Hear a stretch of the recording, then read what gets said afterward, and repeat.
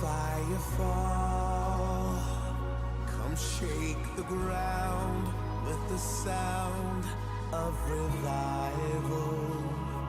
Let heaven roar, the fire fall, come shake the ground with the sound of revival.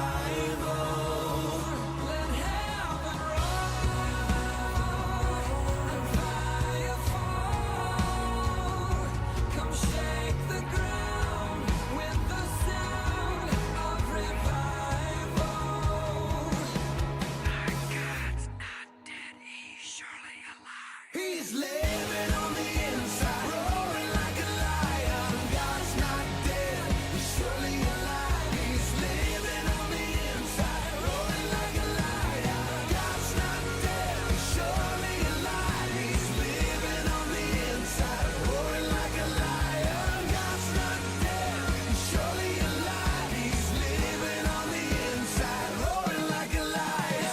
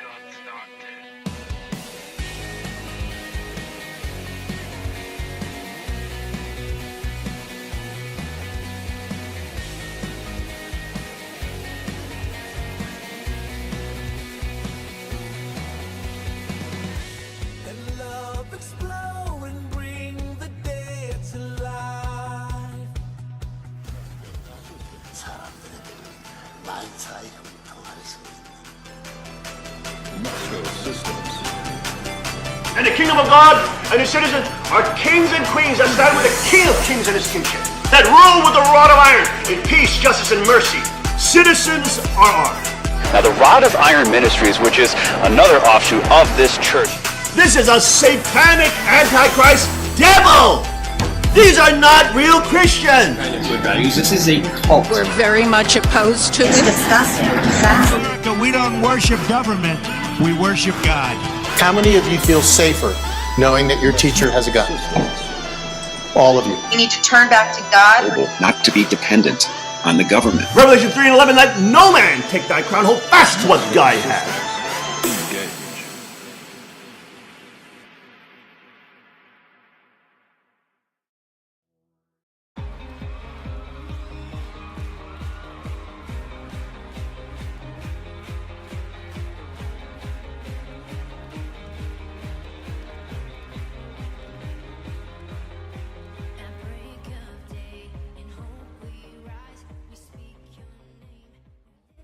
Good morning and welcome to the King's Report. It is Friday, May 25th, 2018. I'm your host, Cheongjin Sean Moon, the second king of Cheongguk. Let's go first to our AccuWeather forecast with Tim the Asian Elder. Tim.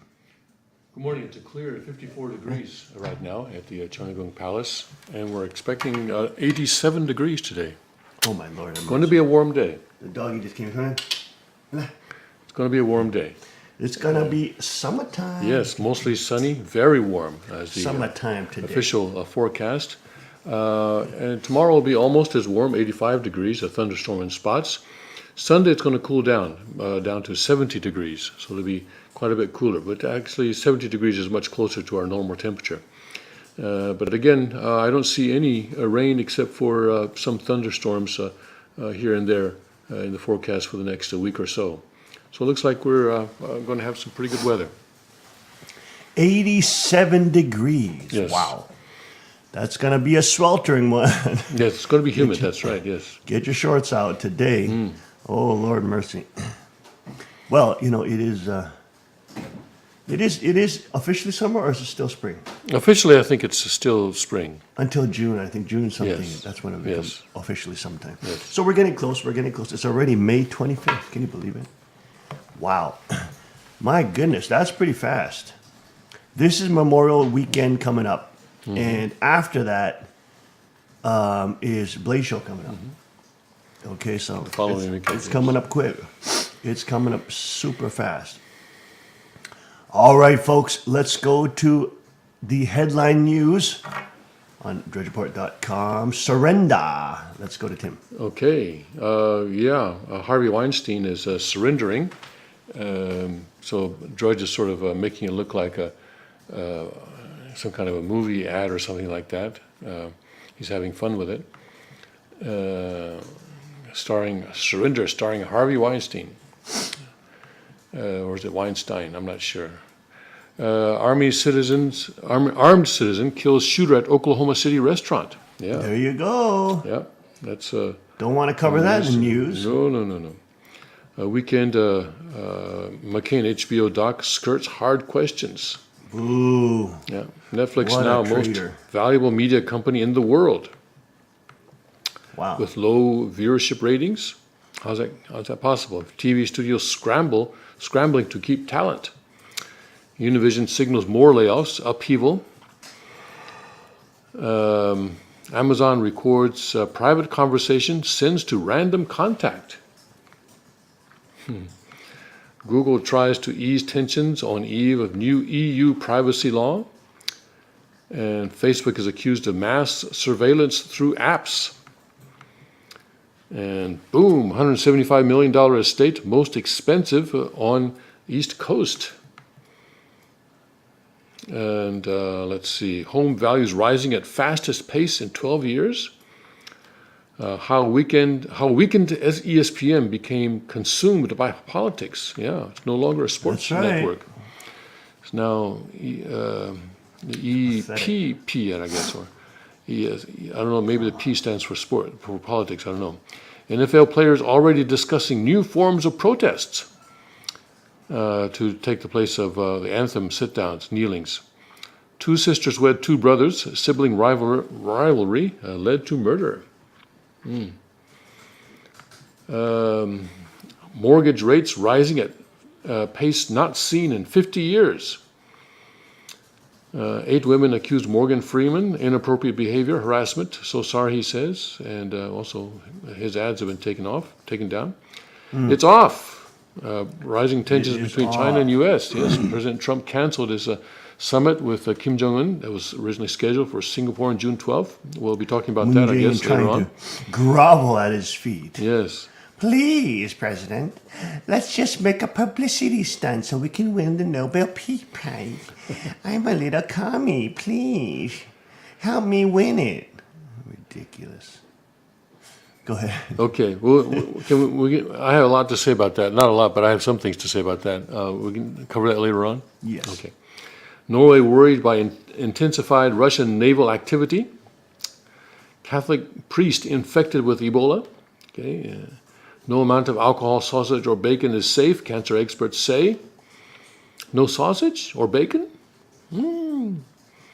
Calls for junk food to have graphic cigarette-style warnings. X-rated Snapchat series discontinued after backlash. And study antidepressants linked to dementia. Troops on nuke base took LSD. What could go wrong there? Update, Arizona preps for mass evacuees should big one hit California. And the rapper given jail for glorifying terrorism vows to disobey. And a soccer legend to marry his 2 fiancées. Video shows road rage suspect hitting man with sledgehammer. Thailand arrests senior monks in temple raised to clean up Buddhism. Man wants to be first to swim across the Pacific. 6 months, 5,500 miles. Yeah, that'll be a swim. Assange facing eviction from London embassy developing. Chasey Manning says mass surveillance getting worse. And a half-human, half-chicken abomination created in the lab. See, they're doing it. Half-human, half-chicken. They're doing it. See, long time ago they were doing it. Mysterious wolf-like creature shot in Montana. This is genetic manipulation that's worse. These are called chimeras or chimeras. Pot lobby heads to D.C. to woo lawmakers. Still smoking. Tommy Chong views life at 80. That's a Tommy Chong of a Cheech and Chong. I see. Okay, right. Chi Chong? Cheech and Chong. It was way back when. Can't even remember. He's 80 years old now. Chi Chong is Cheech and Chong is some kind of smoking company. Huh? no. It's two people that were, and it was a thing way back when. They were kind of that part of that two people, big part of the pop culture in the 60s and 70s. Blue volcano flames trigger explosion fears in Kilauea. Blue flame coming out of the volcano. Turkey's economy at risk as currency hits record low. We talked a bit about that yesterday. Rape victim wins $1 billion verdict against security company. Okay. Those are the headlines on Drudge. Those are your crazy headlines for today. Well, let's get into that shooting. A mother and daughter were shot Thursday night at a popular restaurant on Lake Hefner in northwest Oklahoma City, police said. The shooting occurred at Louis Grill and Bar at 941, etc., etc. According to Captain Bo Matthews with the Oklahoma City Police Department, the suspect described as an 18 to 20-year-old white male entered the restaurant and opened fire. Mother and daughter celebrating a birthday were the shooting victims. They were both transported to OU Medical Center. Police confirmed a third female victim has minor injuries. A man that was trying to flee from the scene fell and broke an arm. Captain Matthews says the suspect exited the restaurant. He was confronted by a citizen who took out his own firearm, shooting and killing the suspect. The suspect has not been identified. Homicide detectives are on the scene. Over 100 witnesses are being interviewed. So there you go. The only way you can stop a lunatic with that type of force multiplication is a civilian or somebody else with a good guy with a gun, so to speak. Now, speaking of guns, okay, there we go. And there you go. There's the crime scene there. They don't know what happened, why this lunatic came in and just started shooting this mom and daughter and another woman, picking on girls. I mean, this is the ultimate example of picking on girls, isn't it? What a whacked out whack load. And of course, the citizen who was armed was able to shoot him dead. There you go, folks. Now, this is probably done by pistol because concealed carriers are not usually done by rifle. But here is a documentary, short documentary, done by Vice News about how Russia is trying to rebrand the AK-47 as a weapon of peace. A weapon of peace. Interesting, because Vice News, Vice is now contacting us, and they want to do a documentary on us. They actually do quite good documentaries. Obviously, they lean to the left quite heavily, but they do cover a lot of different stories that most leftist outlets will not cover. So they want to send like 2, 3. They want to send anyways a film crew out here, and follow us around for a couple of days and do a documentary on the sanctuary, because they must have seen the Washington Post article about us, which again was a shock. Again, a shock. Who was it? Was it Regis? So somebody at Sanctuary said, it must be the last days when Washington Post writes a positive article about father. I think hell is freezing over, yes. Hell is freezing. Oh, my goodness. Let's take a look at this Vice News documentary about the AK-47. Принадлежит одному из бойцов спецподразделений, он с ним защищает мир и воюет с террористами. Нам очень обидно видеть в фильмах, чаще всего в голливудских, что плохие парни с автоматами Калашникова всегда.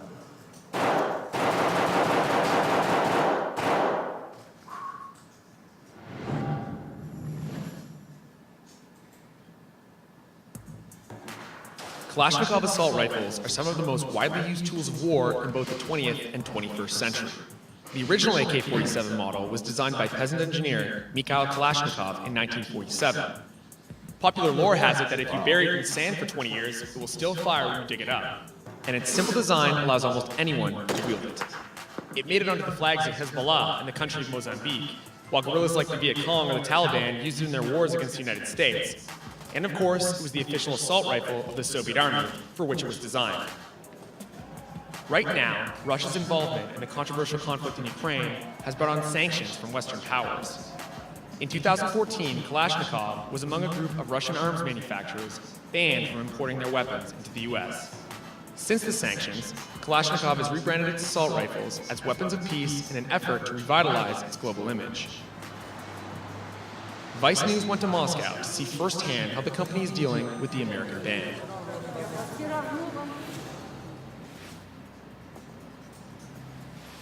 Alexei Krivoruchko is the 40-year-old CEO of Kalashnikov Group. He's been on the job over a year, and at one point in his career was a consultant for Rosaborn Export, the Russian state arms agency. Действительно, военное оружие, оно связано с геополитикой, ну и вообще с политикой. Но вот если говорить про влияние санкций, еще меньше года назад, месяцев 7 назад, у нас 80% оружия Калашникова было гражданским. И основной рынок был, конечно, США. То есть практически 90% экспорта шло в Америку. After U.S. sanctions, the company said it would turn away from the civilian North American markets it hoped to ship 200,000 rifles to, and instead continue selling weapons to militaries around the world to make up for the losses. For an average American, when they see Kalashnikov, they see the weapon of the enemy, whether that's the Soviet Union, Russians, or Taliban. Do you think maybe that the sanctions are a byproduct of that thinking? Ну, мне бы не хотелось так думать, и тем более я уверен, что вот все оружие, которое используется вот террористическими и прочими организациями, я уверен, что оно не нашего производства. Estimates put 100 million AKs in worldwide circulation, but the company said not all were produced by Kalashnikov. Some of those are outright knockoffs or licensed versions. And they make more than just the classic AK-47. They make assault rifles, missiles, cannons, and hunting weapons. Да, ну вот если говорить про модель 107, новый 107 автомат, то, конечно, это уже оружие будущего. И мы, кстати, его планировали в этом году продавать в Америке, но, к сожалению, не сможем этого делать. Kalashnikov invited me to a gun range in Moscow to test out some of its firearms currently banned for import into the US. To show me how to shoot, the company brought Russian shooting champion Andrei Kirisenko.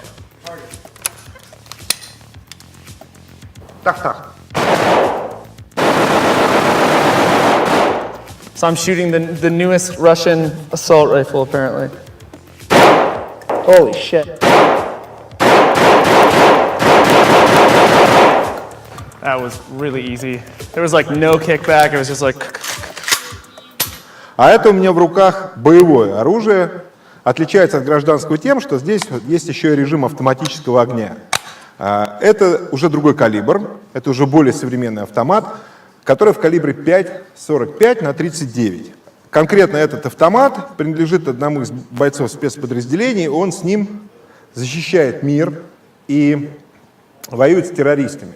Нам очень обидно видеть в фильмах, чаще всего в голливудских, что плохие парни с автоматами Калашникова всегда.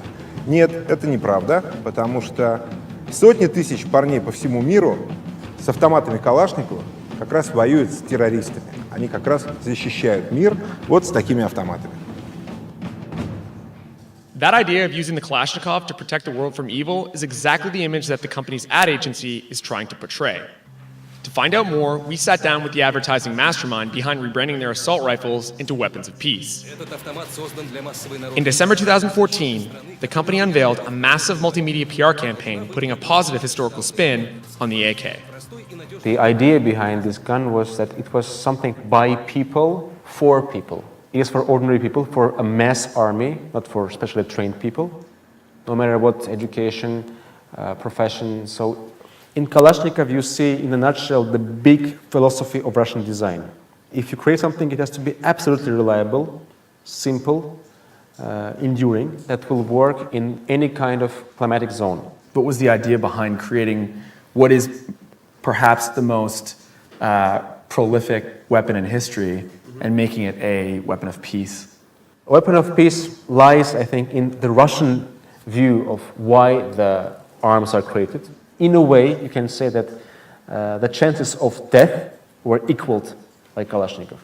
Previously, these simple folks were killed by the strong minority. Now the chances for them are equal.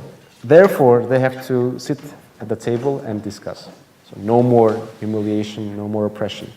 And why do you think, the AK and all of its, forms became the weapon of militant groups and as well other national armies, not just, terrorist organizations? Why did it become that choice weapon? It's quite a geopolitical issue as well. Somehow Kalashnikov was appearing in the hands of guerrilla in Central America or South America, with Taliban in Afghanistan. These people appeared in Western media with Kalashnikovs in their hands. Then,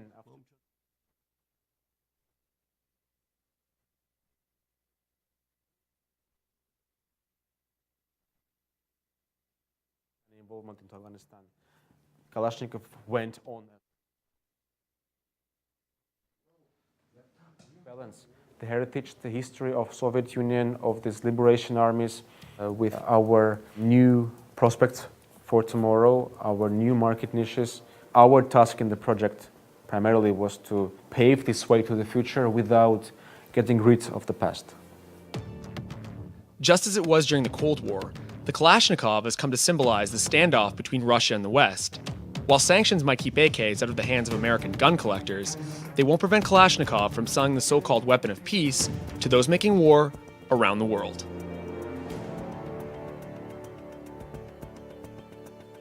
And there you go.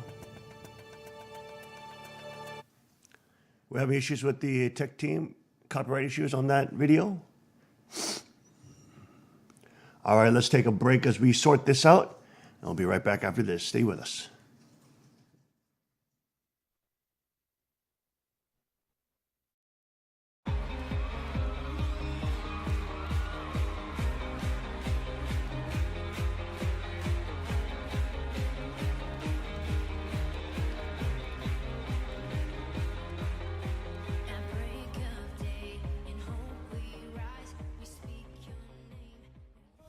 To see a revolution somehow.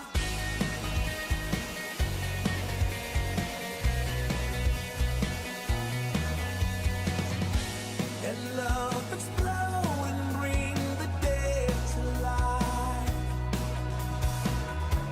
A love so bold to bring a revolution somehow.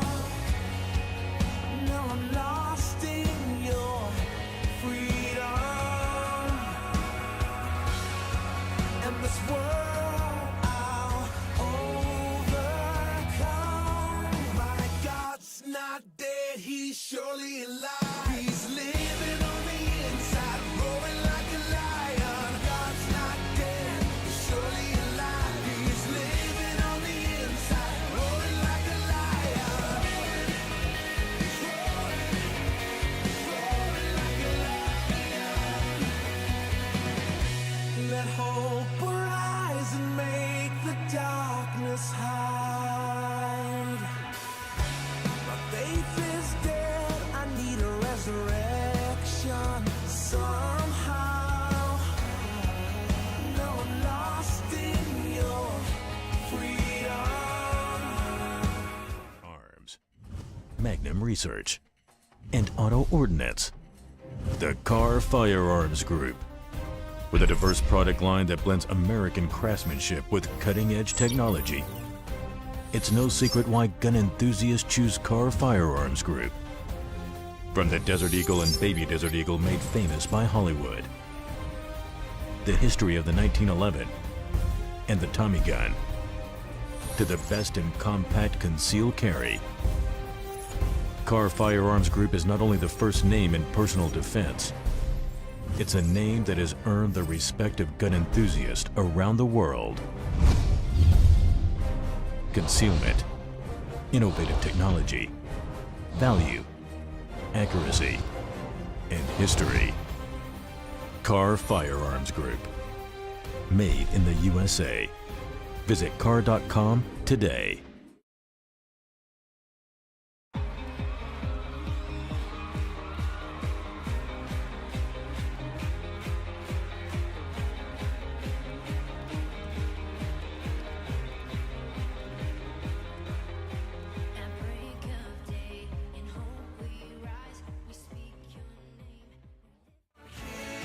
We are back Friday, May 25th, 2018. Hawaii volcanoes, blue flames trigger fears of explosion.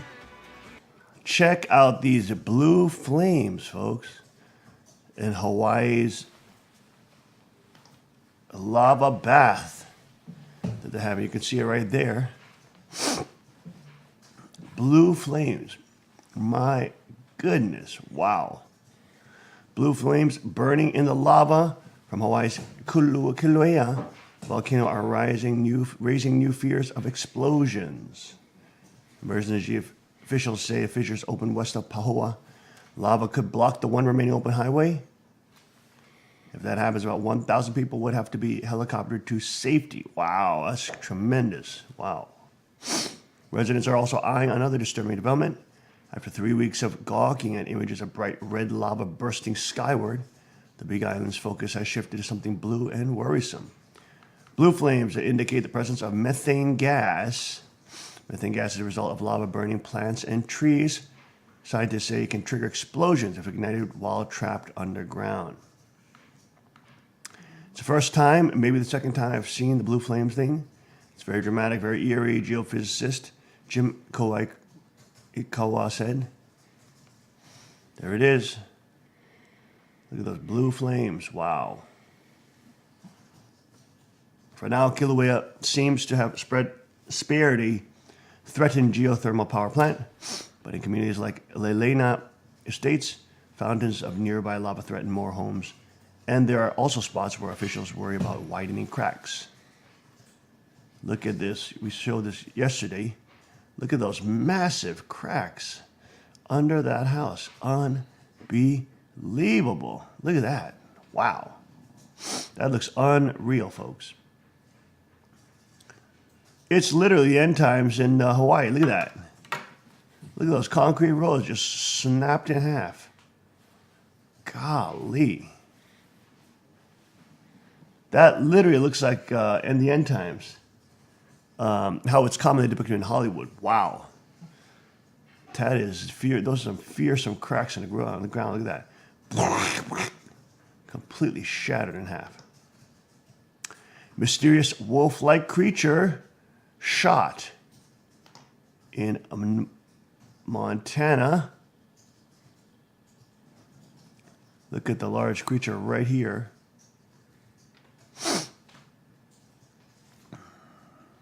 Wow. Massive. Was it a wolf, some type of hybrid, or a creature that hasn't been seen in Montana since the Ice Age?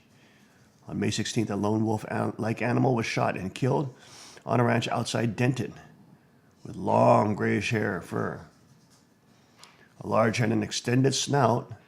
The animal shared many of the same characteristics as wolf, but its ears were too large. Its legs and body too short. Its fur uncharacteristic of that common to a wolf. So far, the exact species is a mystery. Look at that. At this point, no one is 100% sure. Montana Fish Wildlife Parks officials respond, saying we have no idea what this was until we get a DNA report back. It was near a rancher's place. It was shot, and our game wardens went to investigate. The whole animal was sent to our lab in Bozeman. That's the last I ever heard of it. There it is, a large wolf-like creature. That's a grizzly cub, one commentator wrote, under a year and starving from the look. Oh, come on, that's not a grizzly cub. Give me a break. With a tail that long, give me a break. That's not a grizzly. Speculation roam as far as identifying the animal as a cryptocanid species said to roam the forests of North America. That could very well be what's called dogmen. One poster suggested They're spotted each day, and the government quells any and all reports. Several people report being strong-armed into keeping quiet about the reports by men wearing black suits.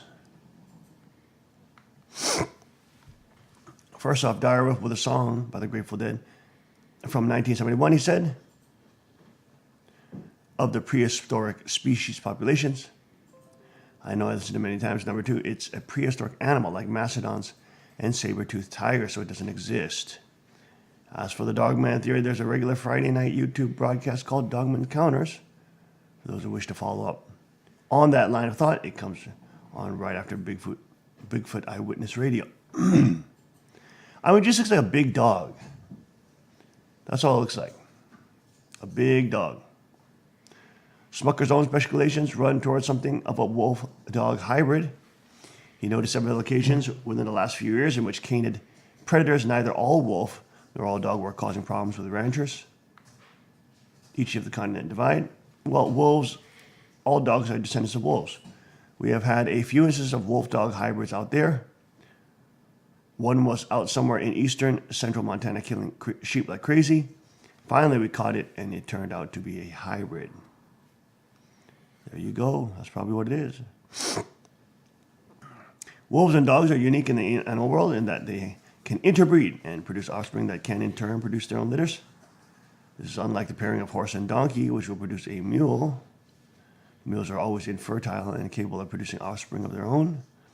Wolf dog ownership and interbreeding by private citizens remains controversial.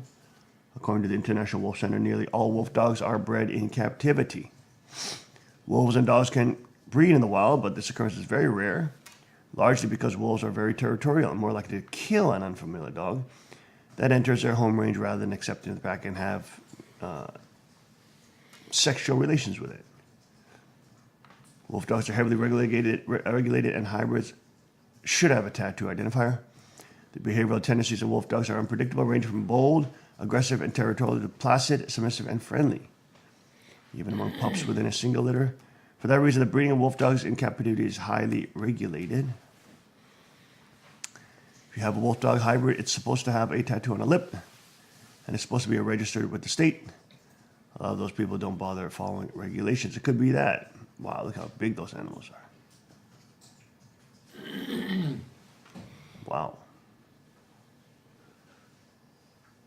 That's a wolf dog right there. Look at that. That looks like a wolf. Every year, thousands of pet wolves or hybrids are abandoned, rescued, or euthanized because people purchase an animal that they were not prepared to care for. A few facilities exist around the country that take in unwanted canines, but their resources are usually very limited. There's one of the wolf dogs right there. It's not clear whether the animal shot and dented falls into this category, but the problem of irresponsible wolf dog owners is well known by FWP officials. Over the years, we've had incidents of hybrids where someone has a wolf dog, and I don't know if it gets too big or if it just wants to be free and wanders off. It is legal to shoot a wolf if it is preying on livestock on private property. The animal shot near Denton was not directly implicated in any livestock predation, but as FWP Warden Zach Norris noted, the ranching family who shot it were well within their legal right to do so. Just like in Pennsylvania, hunting coyotes 24/7 is legal. Legal. It was real close to the cattle and residences, Norris noted. There were domestic dogs in the area, and there were children. It was legitimate for the wolf-like animal to be shot based upon Senate Bill 200. Everything was okay with it. And there you go, as they try to figure out what exactly that was. Speaking of animals, hybrid human chicken embryos, half human, half chicken abomination created in the U.S. labs. And here we go. The wackos are doing this again, messing with God's genetic codes. And we see that the Bible says that it will be like the time of Noah when the flood came. And right previous to the flood, we see in Genesis 6 that the Nephilim, or the fallen angels, were coming down and repopulating and doing gene manipulation. Essentially, they were having sex with humans And they were creating giants and demon-human hybrids. And so God wiped out the world. He wiped it out, called them abominations. And here we go with these whacked out scientists doing it again, which they've been doing for 50 plus years, China especially, America following their lead.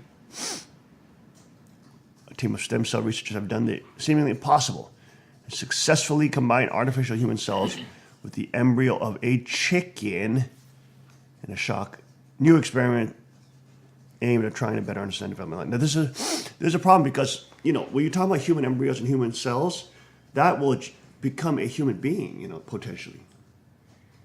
So now you're screwing with the life of a human being. And you're making this now living creature, which is combined with another animal, which has been artificially created.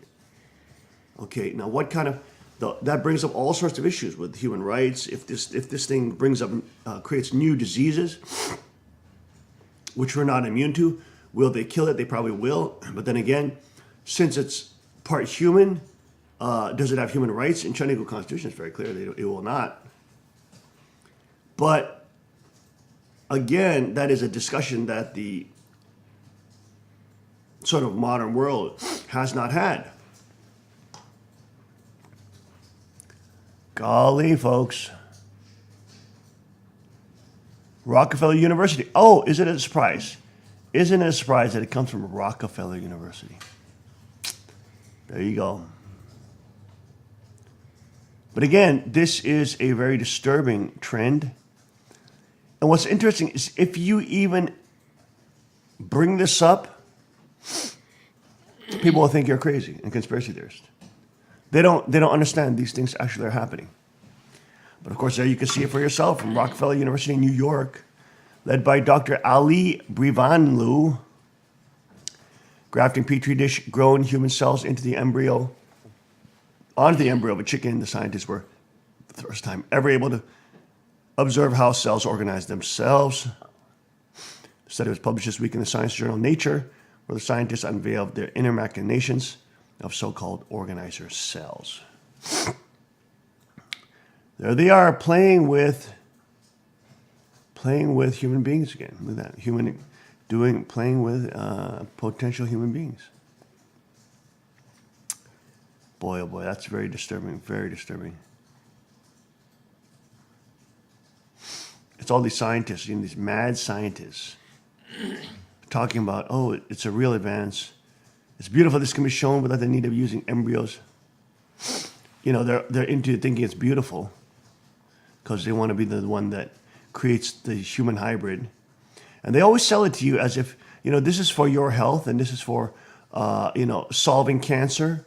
And it'll be there for treating debilitating diseases. You know, always research for cancer and debilitating diseases to sell to the public. No, it's just whacked out billionaires trying to find life extension technology or screw with the whole environmental eco-cosmos, where which they can feel like they're God, manipulating the actual codes of life. I mean, what a power trip! They think that they can manipulate and play with the codes of life, folks, without any consequence or any side effects. Look at these whacked out mad scientists and whacked out liberal lunatics who have created all sorts of hell on earth unintended consequences, and they want to now play with the human gene code, splicing it with chickens and cows and lavacas and bulls, and I mean, they are out of their freaking mind. And God hates this. This is an abomination.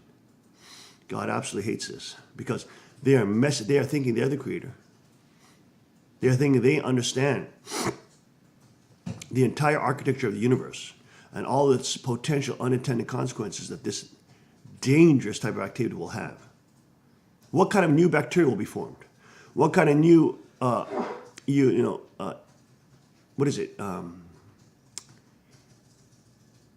immunologies, right? What kind of new viral infections? What kind of new resistances to the current level of medicine that we have will be formed with these kind of crazy, mad scientific Frankenstein type of experimentation.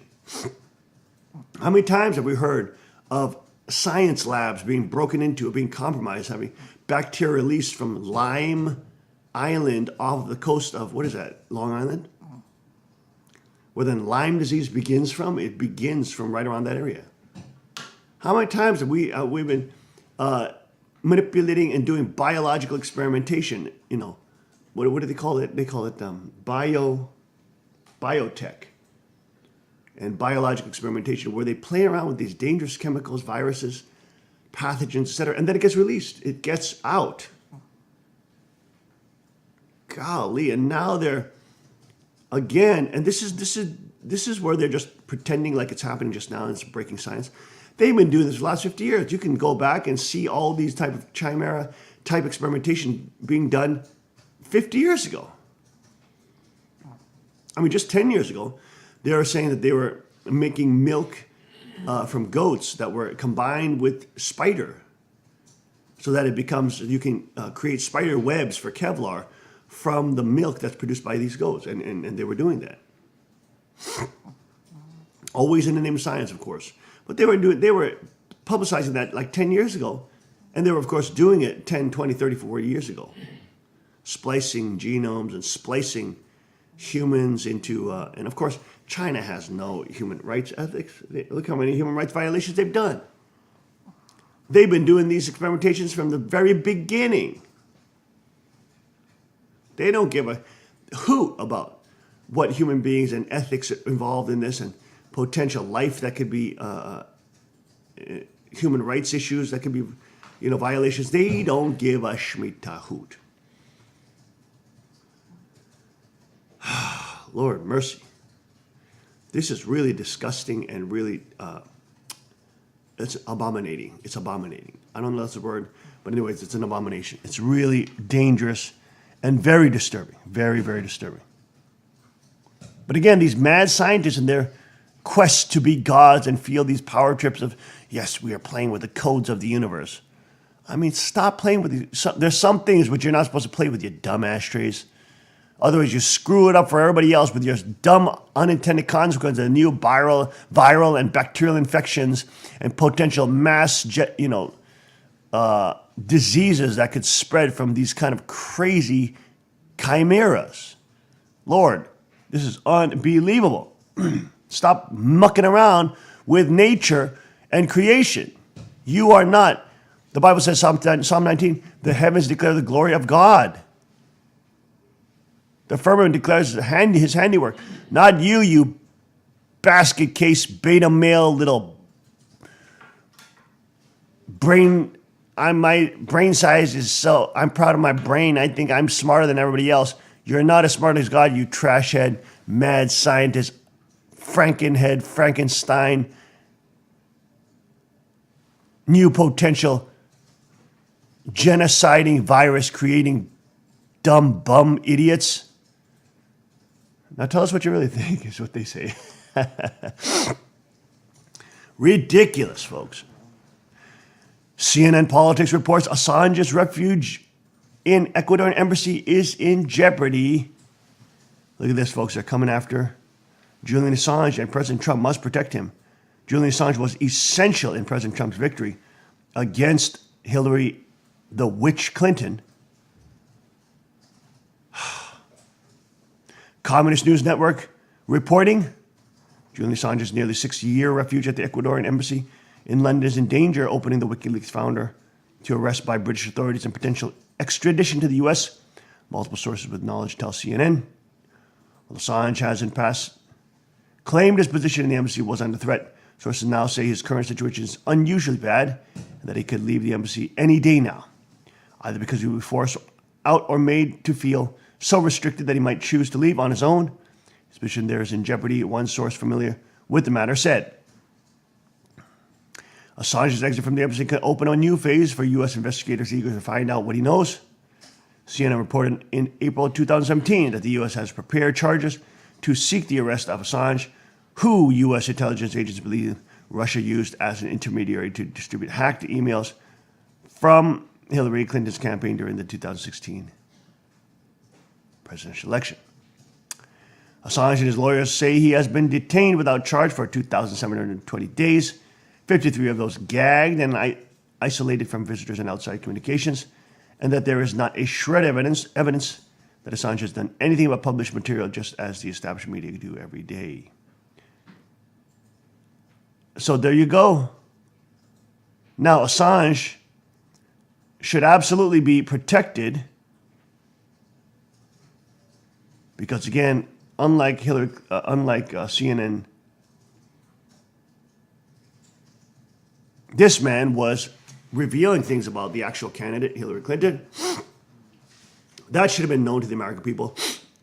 And this is, of course, far beyond her 30,000 acid-washed emails, illegally, sending classified documents to citizens, which, of course, is a federal crime.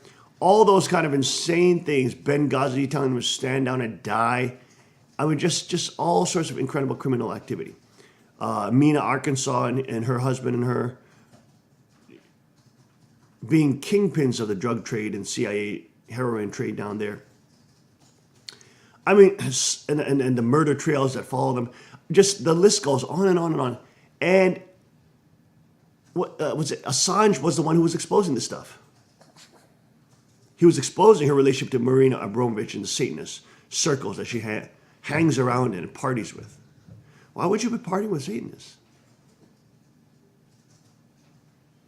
We know she's a known liar. We know she was being handed the questions before the debates. We know that she stole the election from Bernie Sanders.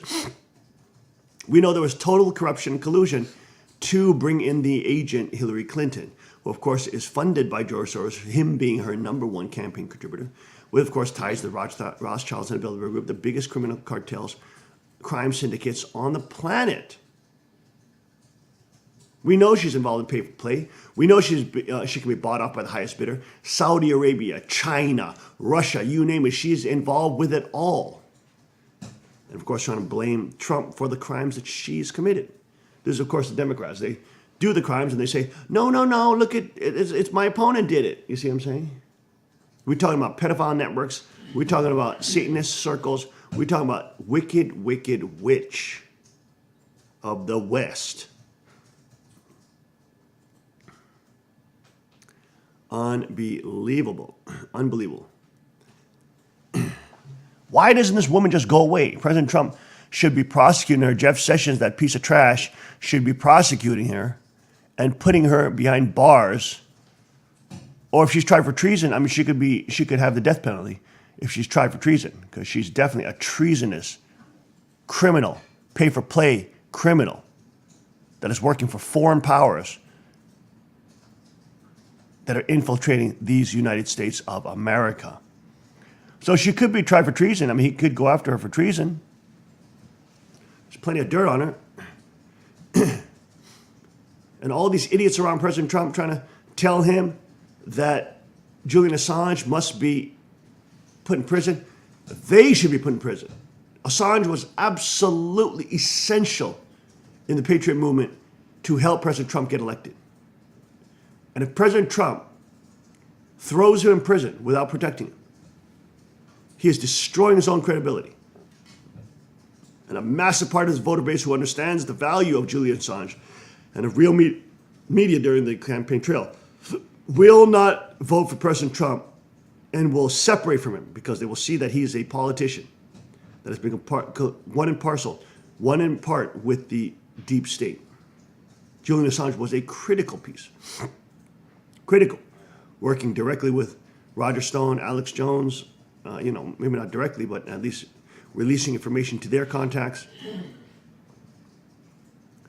Critical piece of the American people understanding the larger picture of who this wicked woman, Hillary Clinton, was.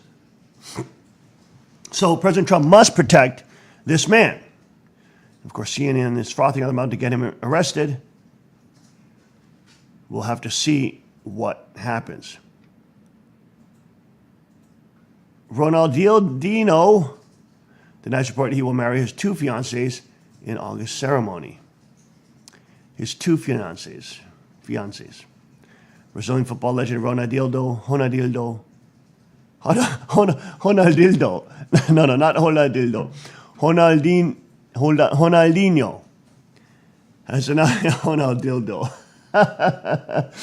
has announced report he will marry two women at the same time. It's the biggest lie, he says. While polygamy is outlawed in Brazil, Odia reported civil unions between more than two persons is not uncommon, and that Ronaldinho, Priscilla Cola, and Beatriz Souza already live together. Mirror Football shared the image of the three. He claims it's not true, but there are these polygamists that are out there.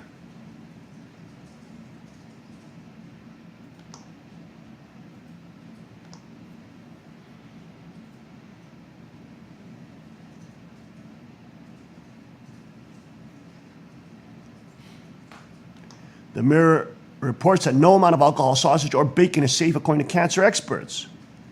Even small amounts of processed meats and booze increase the risk of hosts of cancers, outlined in the World Cancer Research Fund. These are processed meats. Even small amounts of processed meats and booze increase risk. The respected global authority, World Cancer Research Fund, has unveiled a 10-point plan to cut your risk of getting cancer by up to 40%. Brits have been told to banish favorites such as ham, burgers, and hot dogs from their diets by experts who say that they are a direct cause of bowel cancer. But UK experts have disagreed with the draconian advice, insisting that the old bacon sandwich isn't anything to worry about. The World Cancer Relief Fund found boozing is directly linked to increased risk of cancer, 6 cancers. First time recommends sticking to water or unsweetened drinks. It added stomach cancer to its previous list of cancers of the bowel, breast, esophagus, liver, and throat. It is the biggest ever global analysis of cancer triggers, covering 51 million people, 3.5 million who were diagnosed with cancer. Cancers of the liver, ovary, prostate, stomach, throat have been added to those of the bowel, breast, gallbladder, kidney, esophagus, pancreas, and womb, which are directly caused by obesity. I see. So are they saying that because you become obese, you get cancer? Even small amounts of alcoholic drinks can increase the risk, etc. On processed meats, it added that no level of intake can confidently be associated with a lack of risk of bowel cancer. Cutting down on steaks and other red meats such as lamb and pork can reduce the risk of bowel cancer. Dr. Gyoto Mito says we are making for the first time separate recommendations on sugar-sweetened drinks, and the recommendation is to drink water and unsweetened drinks and to limit consumption of fast foods and other processed foods. When we talk about cancer prevention, the strong evidence is that we need to follow a package of lifestyle behaviors. Individuals need to follow as many of these recommendations as possible, not just some of them. The best advice is not to eat processed meat. The risk does increase with consumption. There's bacon.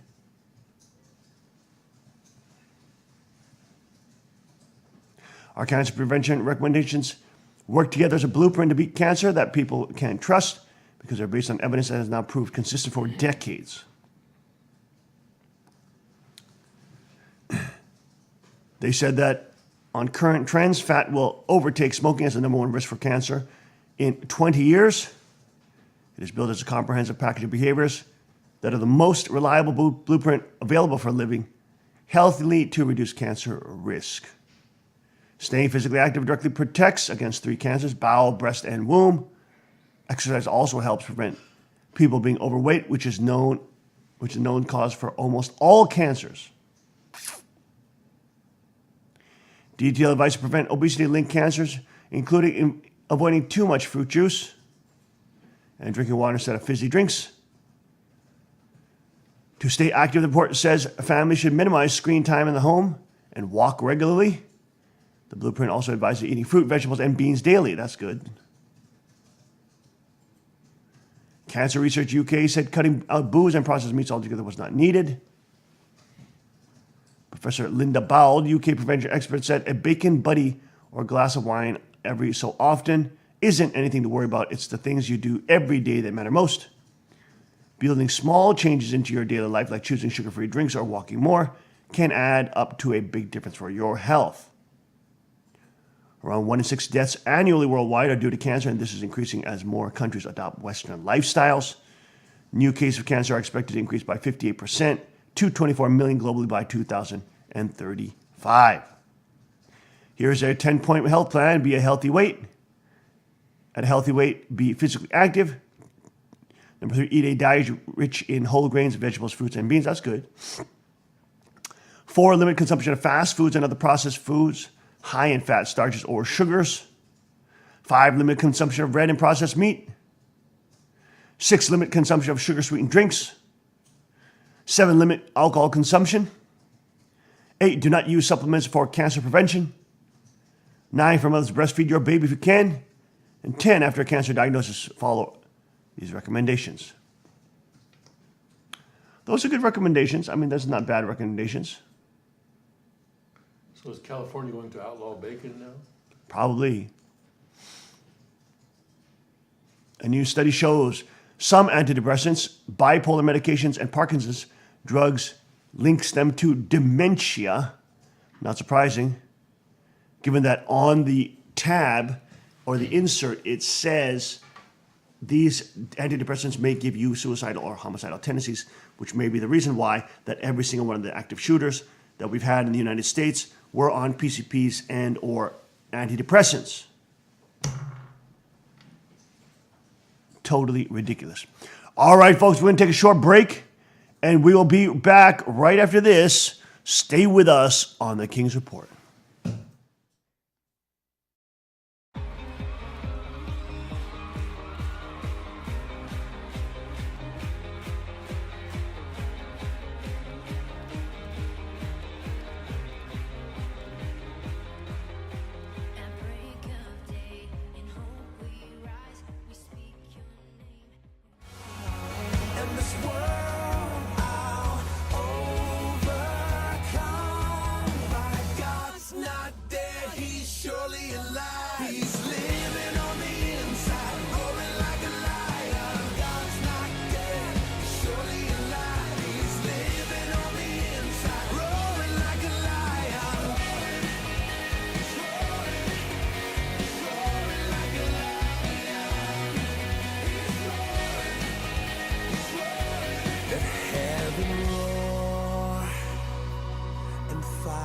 Fall. Come shake the ground with the sound of revival. Let heaven roar and fire fall. Come shake the ground with the sound of revival. Let heaven roar and fire fall. Come shake the ground with the sound of revival.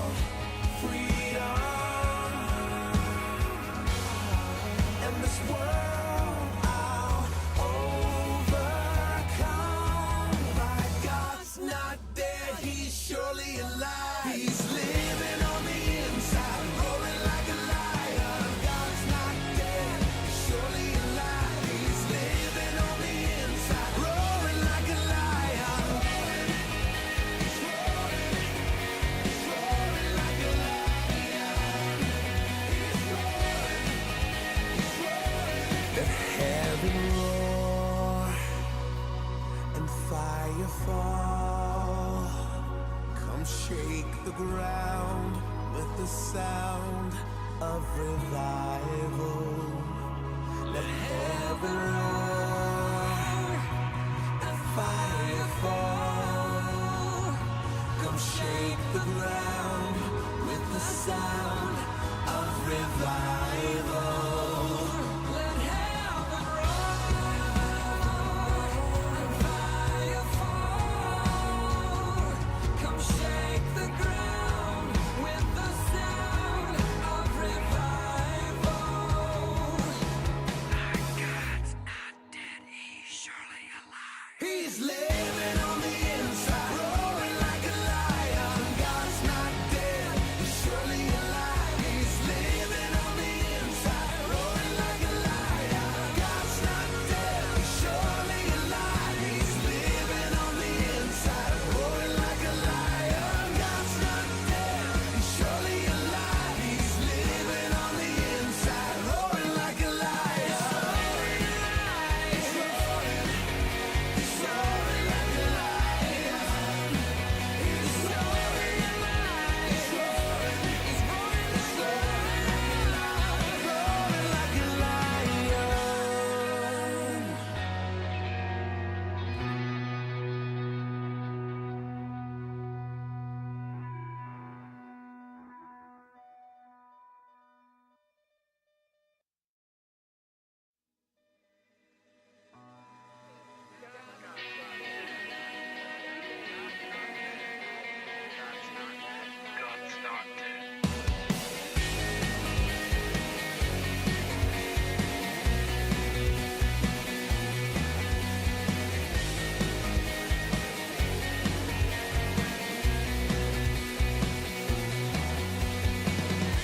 Let love explode and bring the dead to life. A love so bold to see a revolution somehow.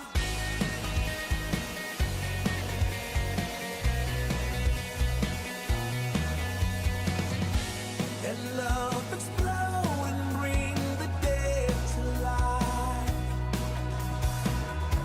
A love so bold to bring a revolution somehow.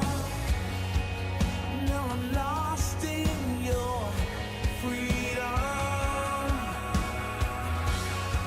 And this world I'll overcome. My God's not dead, he's surely alive. He's living on the inside, roaring like a lion. God's not dead, he's surely alive. He's living on the inside, roaring like a lion. He's roaring like a lion. Let hope arise and make the darkness hide. My faith is dead, I need a resurrection somehow. No, I'm lost in your freedom. And this world I'll overcome. My God's not dead, he's surely alive. He's living on the inside, roaring like a lion. God's not dead, he's surely alive. He's living on the inside, roaring like a lion. He's roaring like a lion. He's roaring. Let heaven roar and fire fall. Come shake the ground with the sound of revival. Let heaven roar and fire fall. Come shake the ground with the sound of revival. Let heaven roar and fire fall. Come shake the ground with the sound of revival. Our God's not dead, he's surely alive. He's living on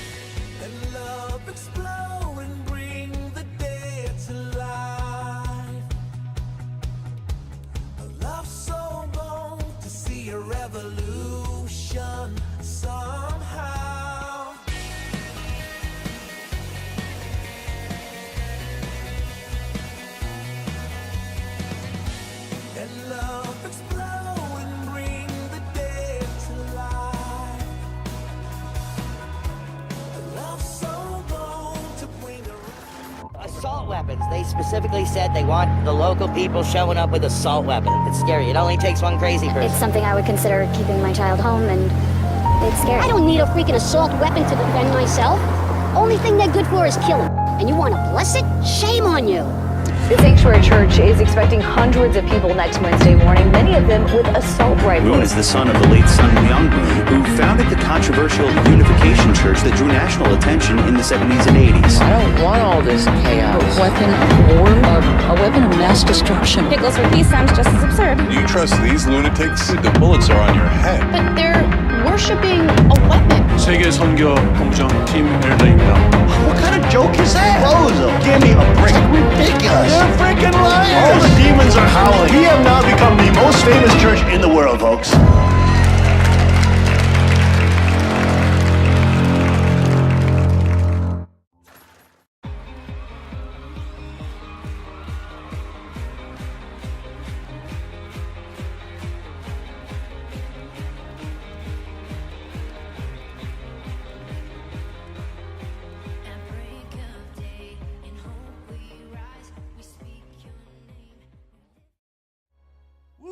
And we are back, folks. Friday, May 25th, 2018. Wow.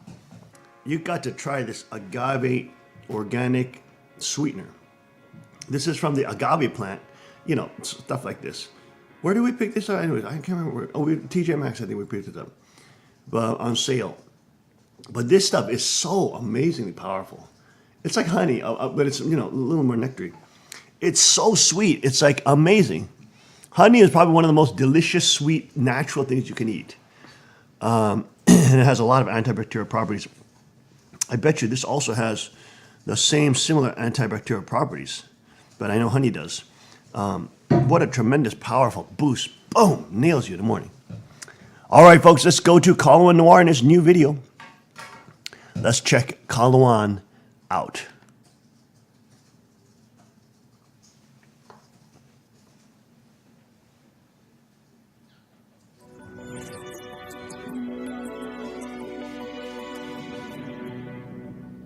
Can anyone tell me the last time a mass school shooter left a manifesto, a comment on social media, or a video where they said they were inspired to commit their atrocity by a firearm? Name one. I'm sure you can, and neither can I. Because as much as the media love to pivot the conversation after a mass school shooting to gun control, the pen is still mightier than the sword. These kids aren't being inspired by an innate hunk of plastic and metal laying on a table. They're inspired by the infamous glory of past shooters who they relate to. And no entity on the planet does a better job, whether directly or indirectly, of glorifying these killers, and thereby providing the inspiration for the next one, than our mainstream media. We're going to show the chilling scenes. We're going to tell the horrific stories. 1692 means we got shots fired. And it allows you to recreate the scene to exact scale. Are they dead or alive? Tonight, new cell phone video of the moment the dance floor turned into a killing field. You may hate guns and want to ban every single one of them, but even you know what I just said is true. Attention seeking in this country is at an all-time high. And if social media has proven one thing, it's that there are people out there willing to do anything for attention, even if it means slaughtering classmates they hate, but letting the ones they like live so they can tell their story to every mainstream media news outlet who are itching like fiends to be the first to do a deep-sea dive into the killer's background. Authorities say there are clues in his journal and on his cell phone, and he left a social media footprint with chilling images. As they see it, they get to leave a legacy of carnage, and the higher the body count, the better. And we all know Wolf Blitzer will be right there with the death toll counter keeping score. While they're doing all of that, the next mass shooter is quietly watching in envy as the guy who was just like him gets his name etched into the history books as he's showered with attention and even love letters from women who would otherwise never acknowledge his existence. And this kid will be inspired to not only do the same thing, but to outdo the last kid and get, as one high school student once said to me, a higher score. It's time to put an end to this glorification of carnage in pursuit of ratings, because it is killing our kids. It's time for Congress to step up and pass legislation putting common sense limitation on our mainstream media's ability to report on these school shootings. There's no need to cover these shootings for 2 weeks straight, plastering the kid's face over and over and over again. Pass a law stopping the media from reporting the killer's name or showing his face. You could still report on the shootings. We just need reasonable laws that place limitation on the glory and fame you give to these killers and their twisted motivations. You know that feeling of anxiety that shot through your body when I said the government should pass laws to limit the media's ability to exercise their First Amendment right?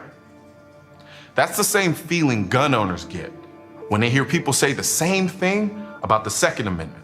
Hearing me advocate for the government's ability to limit anyone's First Amendment rights, including the media, should anger all of you watching this video. The same way it should anger you when anyone tries to use the same limitations on the Second Amendment. Here's the thing. I do believe our mainstream media news outlets should hold themselves accountable in the way they cover school shootings. They should take into account how over-reporting on school shootings inspires other shooters. I honestly believe ignoring shooters and not giving them any attention will do more to stop school shootings than any gun control measure ever will. However, I vehemently disagree with the government infringing on the media's First Amendment rights the same way I don't believe the government should infringe on anyone's Second Amendment rights. The solution to the problem we all want to solve will only come with a firm commitment to all of our rights, not just the ones you think are important.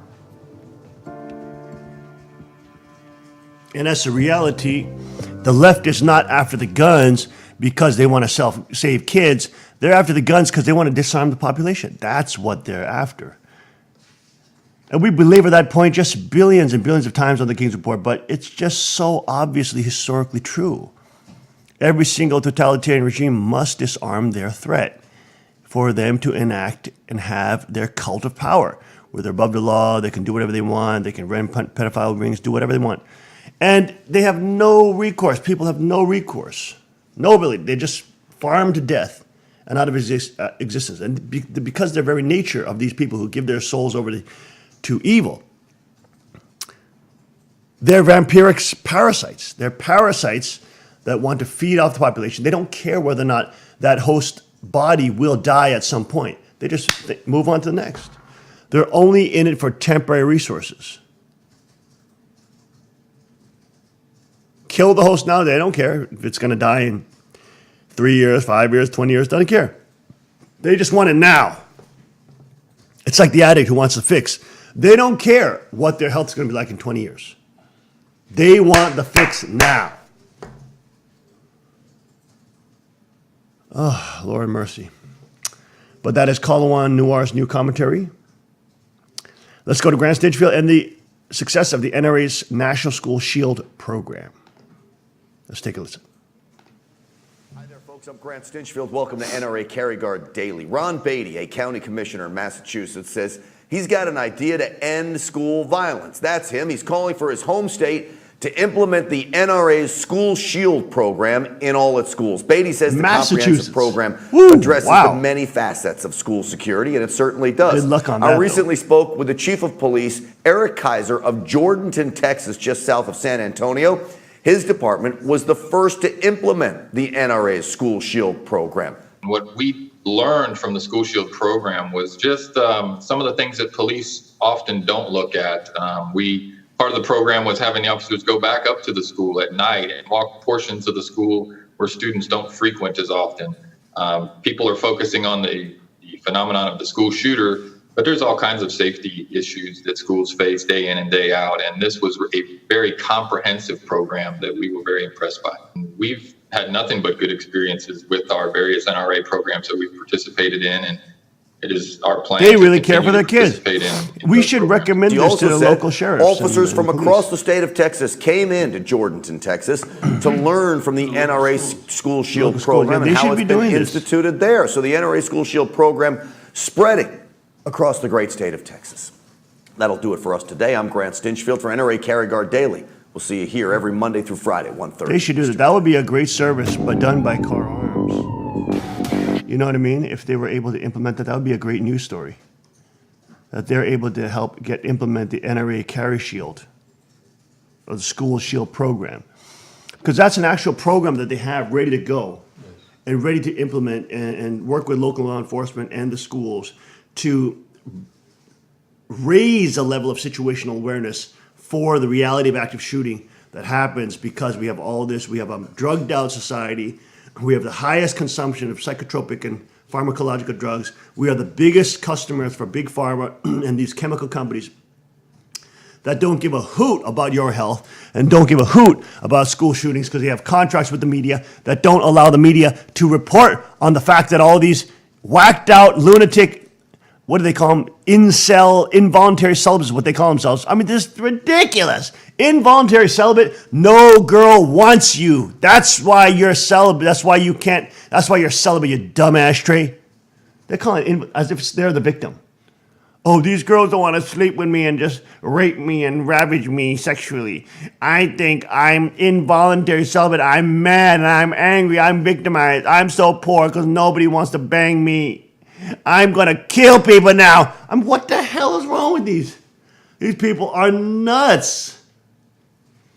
Talk about victimhood on steroids. My golly, this is like the age of victimhood. Who can outdo one another in this social media contest of attention seeking, guilt shaming, narcissism. It's a joke. It's a total joke. It's like absurd. Oh my Lord. But that would be great if we could help get this NRA National School Shield program implemented in the schools in Pennsylvania. That would be great. Who do we talk to for that? We could talk to the commissioners, couldn't we? To the schools. Talk to the schools directly? The school boards, yes. School boards. Directly to the school boards. Yeah, because they have to, I attended the seminar on this program. Oh, you did, okay. And they said approach the school boards. Yeah. And also the PTA. Sometimes, if the school board is not so interested in the PTAs or the principals. Mm-hmm. Yeah. Well, we do know we know the principal up there in Newfoundland. Yeah. They should implement that program. Yeah. Maybe we could, since our church is there in Newfoundland, we could, and we've talked with the principal because of the 228 event. Mm-hmm. So then maybe we can tell them, recommend that they should look into the NRA's National School Shield program. Now, the NRA does not do this itself. It's not NRA going into a school. Rather, the NRA connects the school to experts, the security experts. In that area? Somewhere in the country. And they come to the school and they say, okay, well, show us your emergency plan. Well, it's great because, they're empowering local security companies, but at the same time, they're kind of vetting them and saying we give our NRA stamp approval on these companies. Yeah.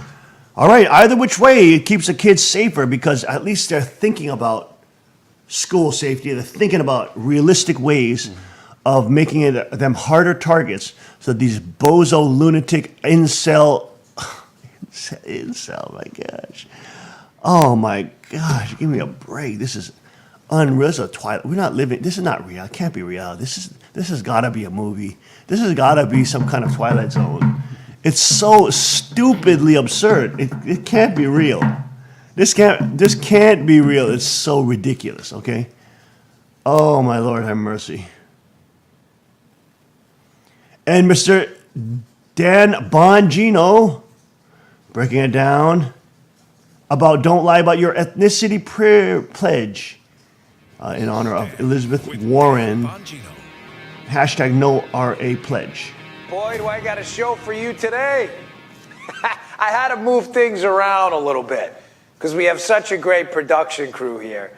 They put together such a fine piece on the Pocahontas pledge that I actually had to move it up to the show. Poor producer Denise, I said, you got to move this up.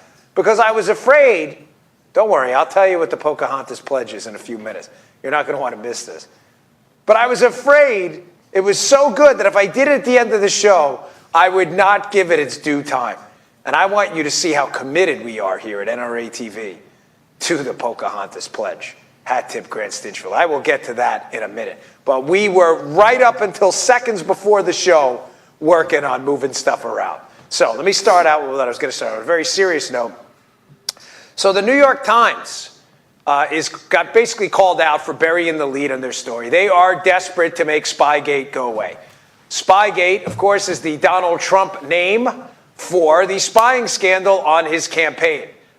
Trump has a gift for this, by the way, distilling down very complicated attacks on him into names that are easy to remember. Spygate, can't miss that. Trump was spied on, therefore Spygate. I love it. So great job, President Trump, making us all understand what happened. Your campaign was spied on.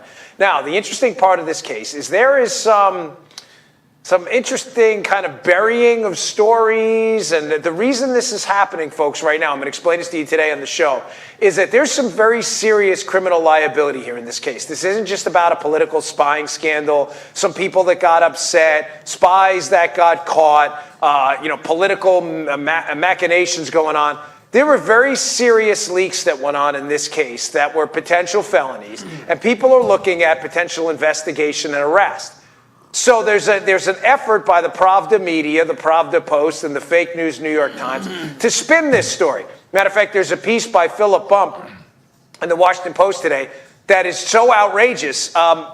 Again, it probes new depths in the abyss of absurdity, saying how Spygate really isn't about spies. No, it's about fire ants. I mean, I seriously lost IQ points reading it. Now, to show you what's going on, let's do this a little out of order first. Give me that clip first from the Washington Post piece. I just want to show them something. It's from Eric Wempel's piece. I want to highlight something here. The New York Times acknowledges it's buried its lead in the Trump pre-election story. This is important. In late October, in response to questions from the Times, law enforcement officials acknowledged the investigation. Folks, let me be clear what I'm talking about. They're talking about the counterintelligence spying operation on Donald Trump. So just to be clear, we're talking about here, in late October, when the New York Times asked law enforcement officials about the investigation, the law enforcement officials acknowledged it, but, quote, urged restraint. They said they'd scrutinized some of Trump's advisors, but had found no proof of any involvement with Russia hacking. The resulting article on October 31st reflected that caution and said that agents had uncovered no conclusive or direct link between Mr. Trump and the Russian government. Now, let's make this super simple.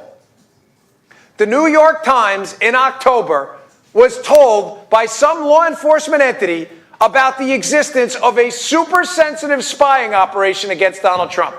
Remember the date, October 31st. Now, I want to play for you some testimony of Jim Comey, the lead law enforcement official on this case. This is the director of the FBI, in front of Congress. This is after, that was October of 2016 they're talking about. This is Jim Comey in and around March of 2017, testifying up on Capitol Hill about the same case to Congresswoman Elise Stefanik and painfully trying to justify why they didn't tell Congress about the case, but the New York Times is A-OK. Play cut number one. Thank you, Mr. Crawford. Ms. Stefanik's recognized. Thank you, Mr. Chairman. Thank you, Director Comey and Admiral Rogers, for your testimony today. My first set of questions are directed at Director Comey. Broadly, when the FBI has any open counterintelligence investigation, what are the typical protocols or procedures for notifying the DNI, the White House, and senior congressional leadership? There is a practice of a quarterly briefing on sensitive cases to the chair and ranking of the House and Senate Intelligence Committees. And the reason I hesitate is, thanks to feedback we've gotten, we're trying to make it better. And that involves a briefing of the Department of Justice, I believe the DNI, and some portion of the National Security Council at the White House. So if that's quarterly... To brief them before Congress is briefed. Did you hear it? Tell me you heard that, because this is important. That's Jim Comey telling Congresswoman Elise Stefanik in 2017, after the October article comes out in the New York Times exposing the investigation. This is Jim Comey talking about how he didn't tell Congress about the investigation. Well, he'll get to that in a second. But how there should have been a quarterly briefing because it was a sensitive case. That sensitive cases they briefed to Congress and congressional oversight. As long as they're sensitive. Keep the word sensitive in mind. Don't be sensitive about it. I've said sensitive a few times because I want you to pay very close attention to the word sensitive. Jim Comey, I brief Congress quarterly as per practice on sensitive cases. Sensitive counterintelligence investigations. Play cut two and this will all make sense. So since in your opening statement you confirmed that there is a counterintelligence investigation currently open, and you also referenced that it started in July, when did you notify the DNI, the White House, or senior congressional leadership? It's a good question. Congressional leadership, sometime recently, they were briefed on the nature of the investigation in some detail, as I said. Obviously, the Department of Justice has been aware of it all along. The DNI, I don't know what the DNI's knowledge of it was, because we didn't have a DNI until Mr. Coates took office, and I briefed him his first morning in office. So just to drill down on this, if the open investigation began in July and the briefing of congressional leadership only occurred recently, why was there no notification prior to the past month? I think our decision was it was a matter of such sensitivity that we wouldn't include it in the quarterly briefings. So when you state our decision, is that your decision? Is that usually your decision what gets briefed in those quarterly updates? No, it's usually the decision of the head of our counterintelligence division. And just, again, to get the detailed on the record, why was the decision made not to brief senior congressional leadership until recently, when the investigation had been open since July, a very serious investigation? Why was that decision made to wait months? I think because of the sensitivity of the matter. What? Wait, what? You just told us that you brief Congress quarterly on these investigations when they're sensitive. Well, why didn't you brief Congress about this one? Because it was sensitive. Does that make any sense to you? You understand now why people are panicking? There was a potential criminal leak to the New York Times about a case that the FBI director refused to brief Congress on, despite the fact that he was supposed to brief them quarterly. The New York Times, okay. Congressional oversight? No, we're not going to brief them. But there was a potential felony leak to the New York Times of very sensitive information. Oh, yeah. You now understand, folks, why people are panicking and why the Pravda Post and everyone else, that Philip Bump piece, that absurdity today, why they're desperate to spin this thing into anything other than what it really is, a spying operation on Donald Trump that they hid from Congress. Because there may be people investigated and arrested here. Now, unlike liberals, I'm not advocating for police state tactics. If there's no evidence there were felony leaks and no crime, then there should be no investigation, no arrest. I'm telling you, the New York Times knew about it before Congress did. Somebody leaked. There he goes. Watching TV as we're watching. This is the 30-year. Did you see this story, Denise? Let's go to... status as an American Indian. There he is, with Pocahontas. Questionable minority status at best. Now, Elizabeth Warren took a pledge recently that is ridiculous, absurd, at some points hysterical. Play the cut from Grant, setting up what Elizabeth Warren's pledge was, and I'll talk about the new pledge we're all going to take. And we originated Operation Nothing Triggers Like Truth to expose the deceit of progressive politicians like Elizabeth Warren. So that's why I'm taking the No NRA pledge.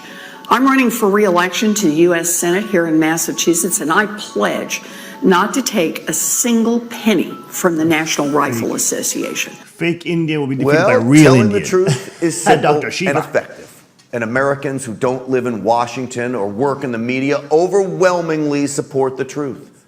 But now we're seeing something different. We're seeing freedom-loving Americans lead the charge, speaking up, demanding the truth, marching away from mainstream media. This is taking back the truth in action. So that's why I'm taking the Don't Lie About Your Ethnicity pledge. I pledge to never lie about my ethnicity to get a job I'm not qualified for. The people of America deserve to be represented by someone who will not lie about their ethnicity to advance their own interests. My papa had high cheekbones like all of the Indians did. It is time we strip politicians like Elizabeth Warren and the media of their stranglehold over the truth. You ever see the Guinness commercial? You know the Guinness commercial? Brilliant! Brilliant! That was brilliant! How did I not think of the Pocahontas pledge? I love Grant. He's my buddy, so hat tip to Grant for a wonderful idea. This is the greatest idea ever. We're all going to take on this team the Pocahontas Pledge. I will lead this.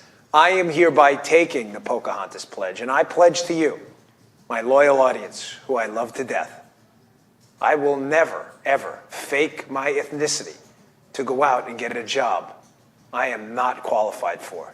You have my solemn promise. I am Italian, Irish, German, and some other stuff, which we have no idea. But I will not claim that other There's some other stuff. is something of a minority status to get a job I am not qualified for, because we don't know what the other stuff is. It's a long story, I won't bore you with. But you can see I'm mostly Italian, hence the name Bongito. But this is not a Roman nose. It's been broken a few times. It's my mom's nose. My mom was Irish and German.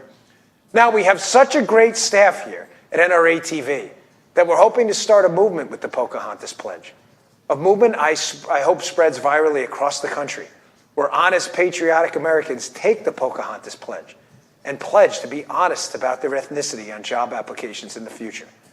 To show you that we practice what we preach here, that we have skin in the game ourselves.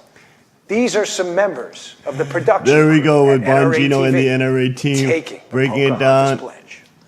I'm taking the Pocahontas Pledge. I'm taking the pledge.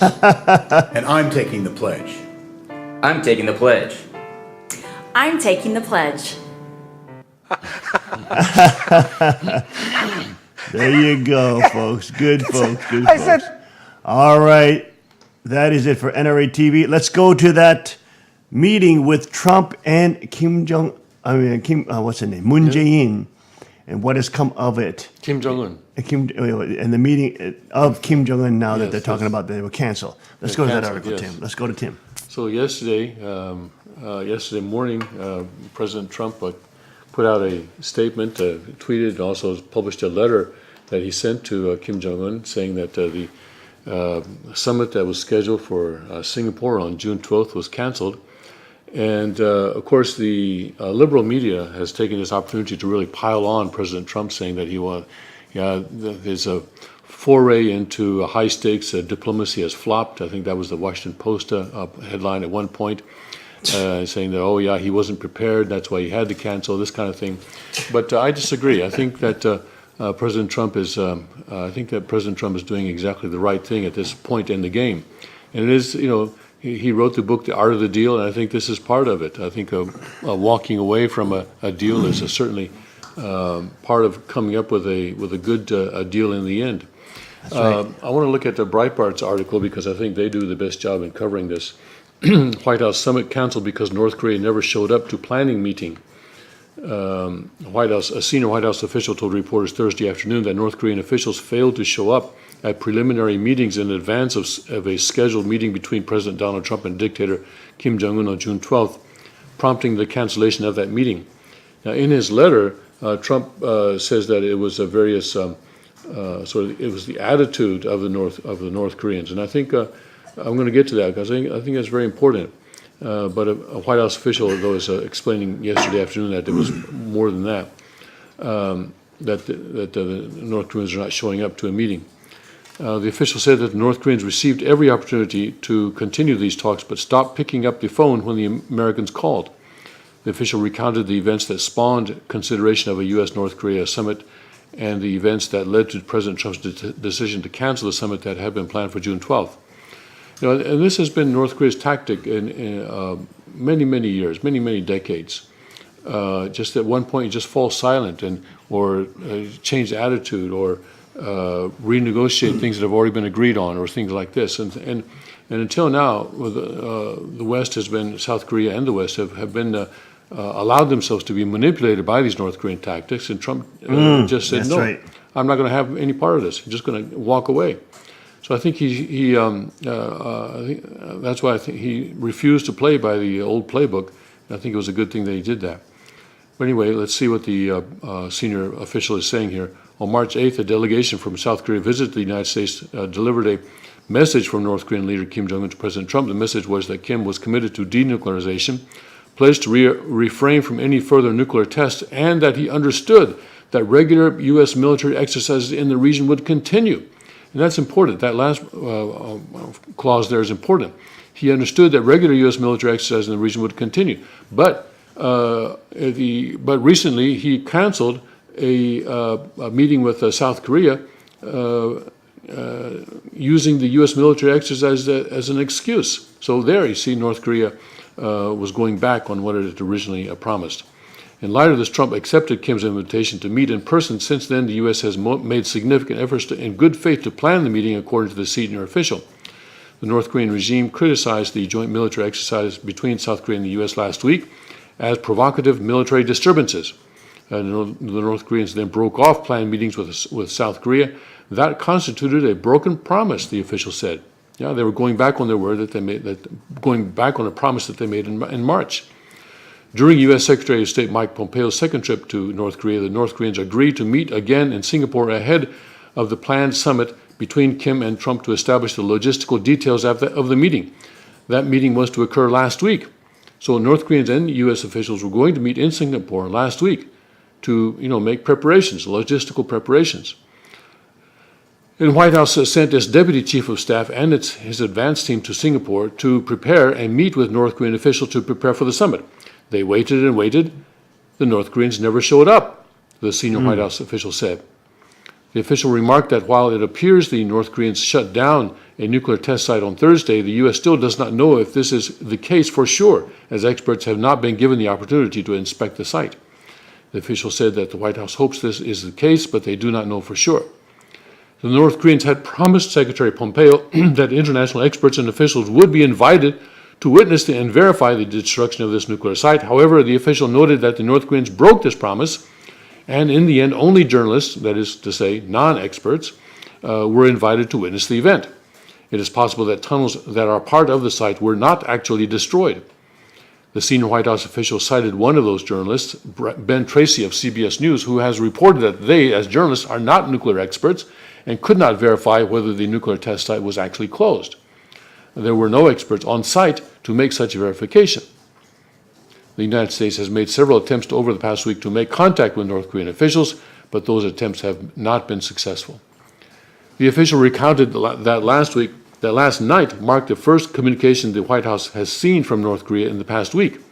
The regime issued a threatening message as a propaganda release that in part invited the U.S.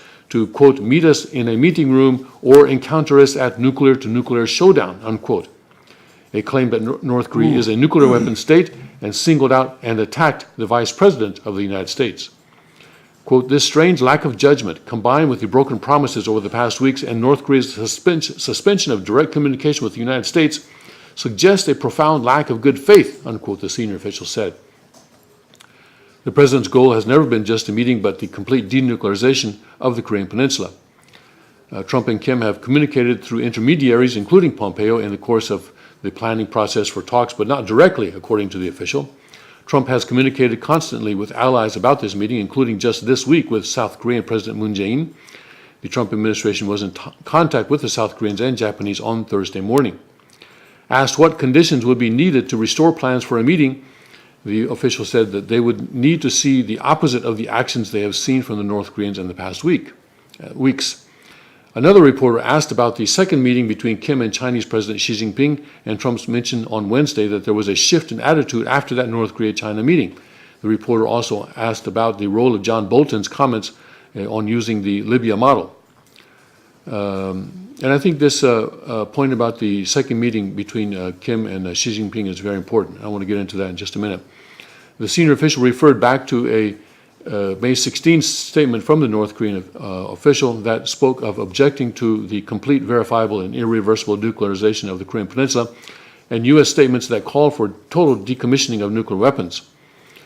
The official noted that this has been the U.S. policy all along, and North Korea has previously expressed a commitment to denuclearization. The official added that the shift in attitude in North Korea after the second meeting with China did not go unnoticed by the U.S., and this is important, as I'll say in a minute. The U.S. policy of maximum pressure on North Korea will continue. The ball is really in North Korea's court now, said the official, adding that there is a certain amount of actual dialogue that needs to take place regarding the agenda of a meeting between Trump and the North Korean leader, and that it would be tough to reinstate the June 12th date at this point. The president was briefed last night on the statement from North Korea and slept on it. That would be last night would be Wednesday night. On Thursday morning, President Trump met with Vice President and Chief of Staff John Kelly and spoke with Secretary of State Mike Pompeo and National Security Advisor John Bolton. After considering those conversations, he dictated the letter to Kim canceling the summit. China has given the U.S. China has given the U.S. assurances that it will continue to support sanctions on North Korea, according to the official. The official spoke of a South Korean's estimation that talks were 99% likely to continue, and said that South Koreans were hopeful that the talks would occur, as was President Trump. The official said that during a recent White House lunch, President Trump well informed the South Koreans and President Moon on the skepticism for the U.S.-North Korea talks. The official called the North Korean decision to attack the vice president an odd judgment call, as was the talk of a nuclear showdown. It's not the kind of thing that it's not the kind of way that people talk when they're about to go to a meeting, don't you think? Talk about nuclear showdown and attacking the vice president.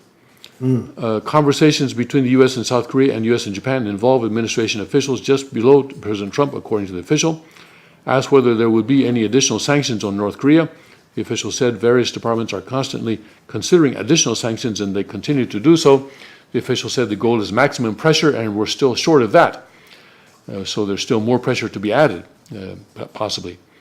The official said of the remaining potential of a Trump-Kim summit that President Trump wants to give every opportunity for the right outcome for North Korea, its people, the United States, and the allies of the United States. Trump is willing to pursue diplomacy as far as it can be pursued. So I think what happens here is that, this second meeting between Kim and Xi Jinping that took place was very important, because it was very clear that after that meeting, North Korea's attitude changed quite dramatically. Mm-hmm. And this actually exposed the Chinese lie that they've been telling. All along, China's been saying, oh, we don't have all that much control over what North Korea does. And besides, this nuclear thing is a bilateral issue between the United States and North Korea, so we really shouldn't get involved.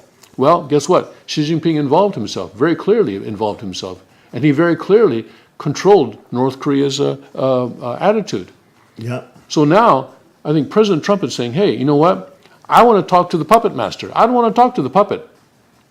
Mm-hmm. I want to talk to the puppet master, because clearly Xi Jinping has exposed himself as being the puppet master. So now, denuclearization can be discussed between the United States and China. And the next time the United States and China talk about this, and Xi Jinping says, oh, I don't have all much control, Trump can look him in the face and say, you're lying. You're lying, and I know you're lying. And you have to know that I know you're lying, because you exposed yourself in Dalian with Kim Jong-un. Very clearly you have control over North Korea. And very clearly this is not a bilateral issue between North Korea and the United States. If anything, this is a bilateral issue between the United States and China. So stop fooling around and get serious. Now, I think that's the kind of conversation that President Trump can have with Xi Jinping now. And so, this article says that the ball is now in North Korea's court. Actually, it's in China's court. It's in China's court now. I haven't seen any official reaction from China regarding the cancellation of the talks, but I'd like to see it. One thing that this article does not mention is that Wednesday morning we had a report that there was going to be a meeting that evening between Pompeo and the Chinese foreign minister, the Wang Yi. Wang Yi had been in Argentina to attend some kind of a meeting there, and he was returning to China, and he was stopping off in Washington or in the United States. I don't know if it took place in Washington or where, that evening, and it was supposed to happen at 6 o'clock Wednesday evening. I don't know if it actually took place, because I haven't seen any report of that. It may have taken place. They've decided not to talk about it, disclose anything about it. That's possible. I wish some reporters would ask about that meeting. If it did take place, it'd be interesting to hear, what conversation went on between Pompeo and Wang Yi at that meeting. That would be just the night before President Trump canceled. And it may be that already at the kind of conversation I just described already took place between Pompeo and Wang Yi Wednesday evening. And so maybe China now has been put on notice that it is responsible for North Korea's nuclear arms, which it is. It helped develop them, and provided technology, provided parts. Of course, much of that development, much of that assistance took place under Jiang Zemin, the one previous president leader of China. But still, China has to take responsibility for what it did in North Korea, and I think now President Trump is in a position where he can hold China accountable. So I think that this cancellation was a good idea for now, but it's all part of the process, though, and I'm sure that there will be talks. But U.S. and China have to talk about this first, I think. So that's my take. Well, great breakdown on that, Tim. The puppet master really has exposed himself, and President Trump is going to put more pressure on the Mr. Emperor Xi of the wicked, demonic, atheist, Red Scare China, devil-worshipping commies. And really, they've been the real powerhouse in Asia, and they've been really the ones behind the scenes, and everybody in Asia understands that, and that's a very good breakdown now that it's been exposed. It's not only just speculation anymore. The West can't say, oh, they don't know. It's now been completely exposed. The funny thing is that even though China was always saying it's bilateral between the U.S. presidents were agreeing. They were saying, yes, that's true. Yes, that's true. Yes, that's true. Now it's been completely exposed. Now all these bozos have been caught lying. The reality of North Korea, and only Trump, because of his tough stance and getting Kim to try to come to the table for serious talks, he's the one that exposed it. And now he's saying, no, it's off. All right. You're going to act like this, it's off. You're going to talk like this wackiness about trying to, killing the vice president and, these other wacky statements of nuclear showdown. Forget you. Bye-bye. We're off the table. And he is just saying, no, I'm going to embarrass you publicly. I'm not going to be there to give you a little Nobel Peace Prize and have you guys win some stupid fake awards from the liberal left media. I am serious about peace. I'm serious about denuclearizing you. And if you're not serious about it, you don't want to do the 10-year plan where we'll infuse billions of dollars into you and make you basically into a mini China where you can rule and reign, still have your power, but that you have to do, in exchange for that, you have to denuclearize. We're not going to do it. And so even though that deal was on the table, it looks like they're starting to back out, and or Trump is still negotiating. We'll see what will happen. But excellent breakdown by Tim right there, exposing the real puppet master, Xi Jinping and China and their red dragon, red horse of the apocalypse power, and the havoc that they're wreaking upon this world. They can no longer stand behind the scenes pretending that they are good guys. They are the wicked evil, one of the wicked evil forces of the apocalypse, the four horsemen, and of course, the red horse at that. Let's go to our Rima right here. We'll do it right here live so everyone can see. Right here, boom. This beautiful leather-bound Bible. Boom. And we are here in God's marvelous plan for the Gentiles. We're in Ephesians 3. Surely you have heard about the administration of God's grace that was given to me for you. That is a mystery made known to me by revelation, as I've already written briefly. In reading this, then, you will be able to understand my insight into the mystery of Christ, which was not made known to people in other generations, as it has now been revealed by the Spirit of God's holy apostles and prophets. The mystery is that through the gospel, the Gentiles are heirs together with Israel, members together of one body, and sharers together in the promise of Jesus Christ. There you go. Even the Gentiles become heirs, and not only the Jews, to Christ and His promise. And of course, this is the real scripture that allowed for Christianity to not only spread but also to say, hey, we're not only centered around Israel. This is one of the main criticisms that the Methodists or evangelical communities will have against this sort of Messianic Jew dominant sort of wave that's coming through evangelical Christianity, which is that, in order to be Christian, you have to support Israel, or you have to have a real, just Israel has to be the one because God's promises for Israel. But of course, they will lead you, the Methodists and those criticizing those people like, Jonathan Cahn, etc.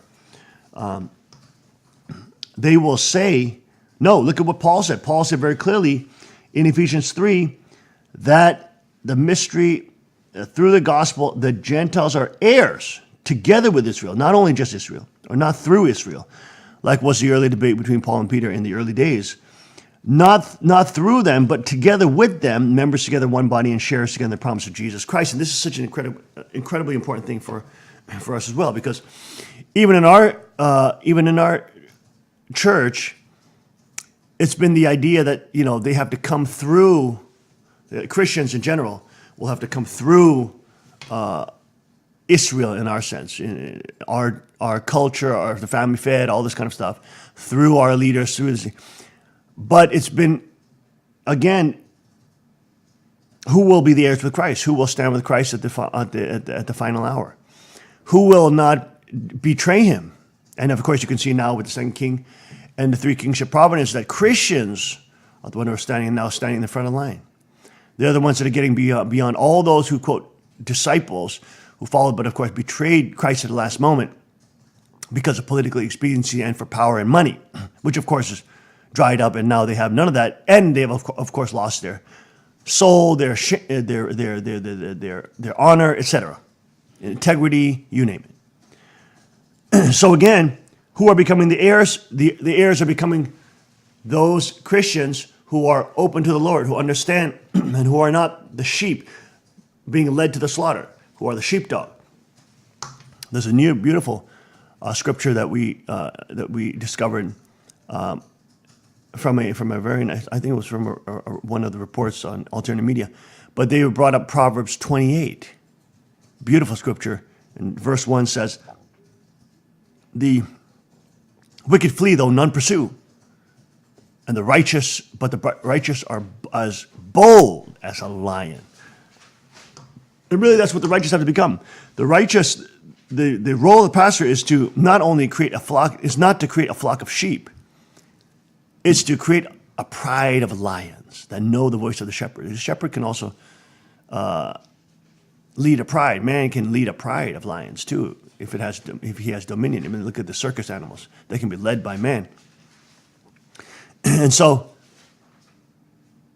the sheep, which we usually refer to as the congregation must become like lions, like a pride of lions that moves and walks with the King of Kings, which is, of course, the Lion of Judah. Isn't that a beautiful? It's a really beautiful. And that's also, you can find that in Proverbs 28. Tech team, bring that up. Proverbs 28. And that is a reality of the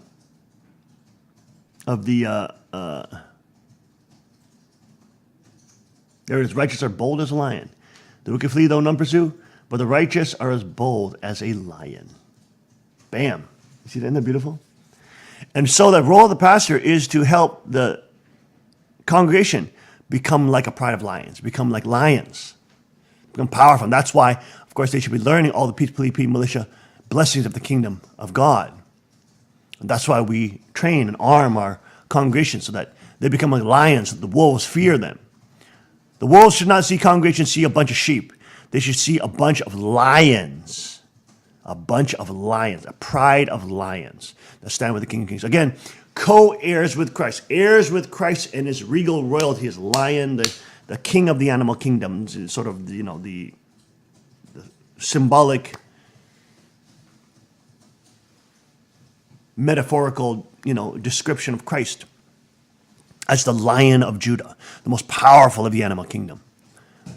Of course, as the Bible says here, we see that the righteous must be bold as a lion. And of course, that's connected to Christ, being bold in Christ, being bold in the King of Kings, being as lions, and the brides of Christ being as lionesses, ready to fight and to hunt for the King of Kings. You see? And so the civilization of the kingdom of God is a civilization not of sheep, but of lions. Woo! Man, the lion will lay down with the sheep. Why? Because the lion is now subdued by Christ. See? The lion will lay down with the lamb, not because, it's going to be some vegetarian paradise. It's because the lion is now subdued by Christ. The lions now stand with Christ to protect the kingdom from wolves. Woo, Lord mercy. Bang. Dang, dang, dang. Lord of mercy. And that's why all these socialist fake preachers and the fake pope that is making the congregations of, quote, Christianity and, of course, quote, theology into sheep are leading them to the slaughter. Instead, the congregation should be made into lions, powerful lions with great authority and great compassion for their head lion, who is the King of Kings, who is Christ, the Lion of Judah. So again, this is also talking about co-heirs with Christ, or heirs of the promise of Jesus Christ, of Christ Jesus. For the Gentiles are heirs together with Israel, members together of one body, and shares together in the promise of Christ. And so you see the remnant who stood up for Father and did not throw Christ away. They would be sort of the remnant of Israel symbolically, and then all the new Gentiles, so to speak,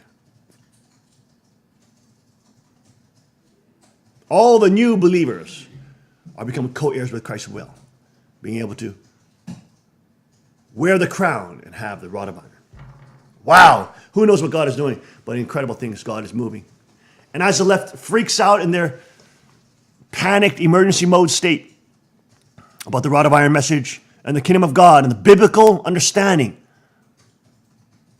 of lion theology, not sheep theology, lion theology with the rod of iron. Oh, Lord mercy, they're freaking out. And in their freaking out panic state, they are promoting and pushing out the word of God and the gospel of the kingdom further and further and further, and bring more exposure. Now A&E is doing one this weekend. They think it's a slam job, but all the left already hates us. They're not going to change their mind. But all the people who are in the middle or the people who are on the right will only will confirm that Reverend Moon's sons and the three kingships are preaching the true gospel and the right message. 10 p.m. Eastern Time on Monday. 10 p.m. Eastern Time on Monday. It's going to start. It's going to start. And of course, now these big media outlets, BBC, Vice, etc., all are interested, and as per our conversations now, we'll be sending out teams to do more documentaries. And so they want to position us as a cult leader. Fine. All they're doing is allowing people to have exposure and understand and listen for themselves what we're saying. And the people themselves can determine whether or not we're really a cult, whether or not we're really calling for violent overthrow, which we're not. We are talking about civilian armament. We're talking about the congregations of Christ-loving people becoming lions, not sheep. We're talking about standing with Christ in the rule of the rod of iron as he determines himself, and preaching the gospel of the kingdom to all world, to free all peoples from the oppressive, centralized, archangelic, satanic governments, and to allow them to have free will, liberty, and protection of their natural God-given rights that are bestowed to them by Almighty God, the Most High. Folks, we'll take a short break, and we'll be right back after this with our special guest interview. We'll be right back. Stay with us.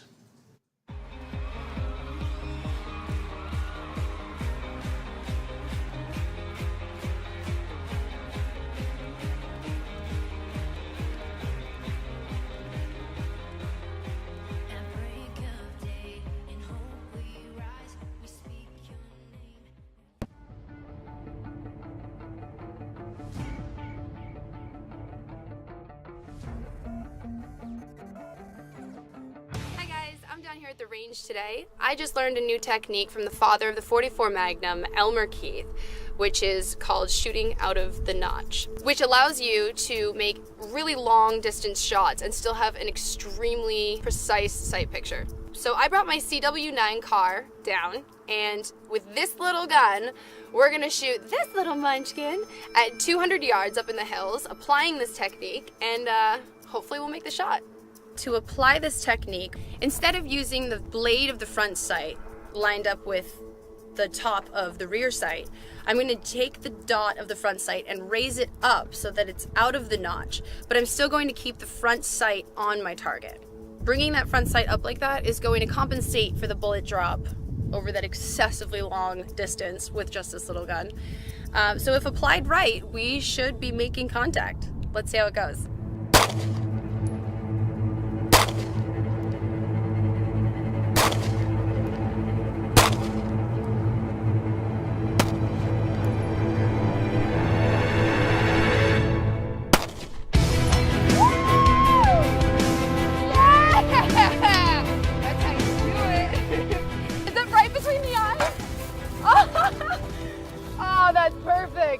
I saw this shot, so I'm a little bit out of breath because you gotta run to make sure that is what I thought it was, and it was. So while making this shot, from that distance with these white dot sights, it literally would cover the entire target. You couldn't see what you were shooting. So using the Elmer Keith technique, you were able to raise it out of the back notch. I can't breathe. Out of the back notch, allowing you to keep your accuracy, aim, and also still see the target, which is key because it was a hard shot, not gonna lie. But yeah, it went great, and Elmer knows what he's talking about. And for such a small gun to be able to take that hit, I'm very impressed with this. All right, guys, be sure to like and share, and I'll see you out on the range. That was awesome. Hey, can I try that one? Yeah, let's see with the 380. Does everybody have eyes and ears?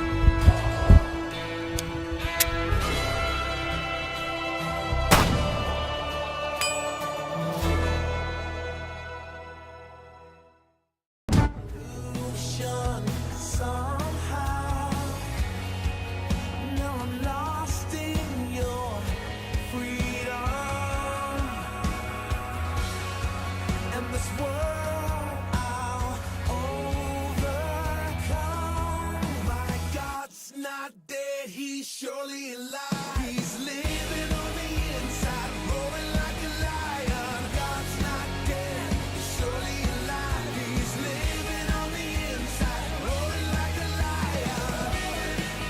He's roaring like a lion.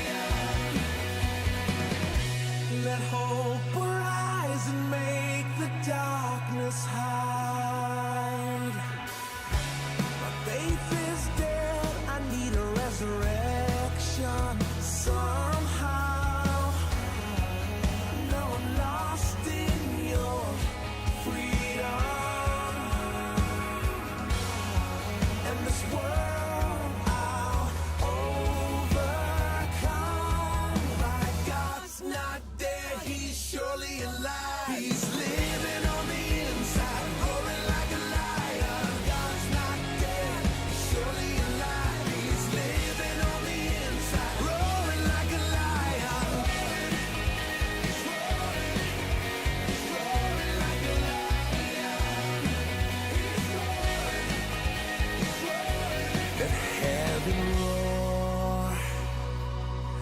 Fire fall, come shake the ground with the sound of revival. Let heaven roar and fire fall, come shake the ground with the sound of revival.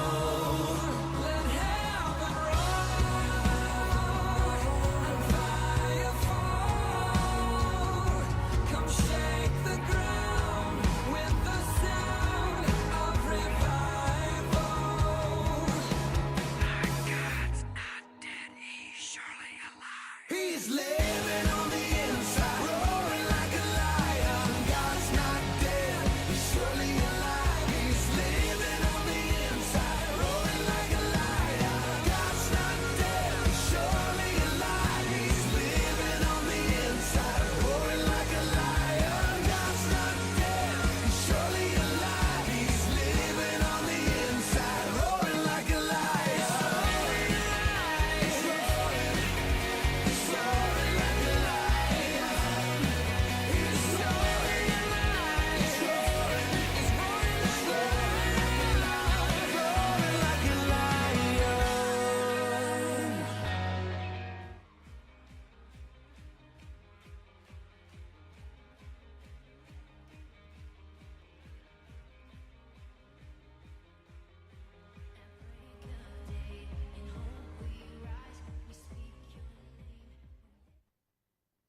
welcome back, folks, to this edition of the King's Report.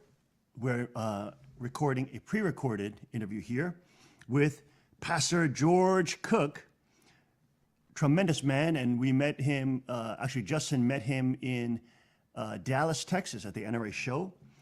He's the senior pastor of Nehemiah Center for Worship in North Bangor, Pennsylvania, just 30 miles from Newfoundland, Pennsylvania, a Messianic Jewish congregation that accepts Jesus Christ as Savior, and senior elder of Full Life Ministries International. He's also a Patriot Endowment Life member of the NRA, the state chaplain for the Lightfoot Militia, acting chaplain for the United Militia Advisory Council, and a member of the board of directors of gun rights across America. He created the YouTube channel, My Guns and My Religion, a very nice YouTube channel. And I have to say, he's an incredibly good shot. Hosts the Midnight Ride podcast and is widely known as the Patriot Pastor. Of course, active at many, many, many Second Amendment rallies. Pastor Cook, thank you so much for joining us this morning. Well, good morning, Pastor. How are you today? Oh, very good. Thank you so much. We're so blessed to have you. How was your experience at the NRA show down there in Dallas, Texas? Well, I tell you what, and if anybody thinks that they've got the best wife in the world, let me tell you what was going on with us. We celebrated, me and Mama, we celebrated our 25th wedding anniversary. Oh my goodness, God bless you. Yeah, on May 1st. So part of our experience there was to renew our wedding vows at the NRA convention on the NRA convention floor. Wow. Right? Wow. We have friends over there at Ackley's Defense down in Louisiana. If you guys need suppressors, those are the people to see. Oh, wow. Joe Mo gave us access to his booth for about half an hour, where we renewed our wedding vows, which and I know wow, you're very, very strong on marriage and commitment. Yes. Yeah. And so what we wanted to do, as I think everybody's pretty aware, the NRA is very, very, very under attack these days. And we're being painted out as terrorists, and baby killers. Well, no, this is not what we are. We are family. We are fathers and grandfathers. We're mothers. We're fathers, uncles, and everything else. And we were there. Myself and my wife. We're very blessed. I tapped my sister to be the officiant because, well, let's face it, we were married before we did the ceremony, and we were married after we did the ceremony. So, but it was important that it be part of the family. My daughter was there. My grandson. I held my grandson, my little grandson, in my arms. Wow! And praise God. Yeah, what we said was, what, the NRA is not terrorists. We're families. It's about God. Amen. That's right. Country, family, integrity, marriage. So how was mine? I don't know. How'd you guys do? My feet got really tired after 3 days. Oh, you got that? Yeah. Okay, so you stayed the full 3 days. Yeah, you're really gung ho. We went 2 days. Justin, of course, stayed the 3 days. We had to drive back up, so we left 1 day early. Okay. But we had an awesome time there. Met a lot of good folks, a lot of nice folks. Did you see any people on YouTube that you recognize there? Well, yeah, I saw John Corian from Active Self-Defense. That was nice to. Yeah, we met him too. Yeah, super guy there. Who else did we meet? Did you see John Lovell? No, you know what? I didn't do much in the way of celebrity hunting this year. We did last year. I had a chance to see Jerry Mikulik. He was, of course, signing autographs.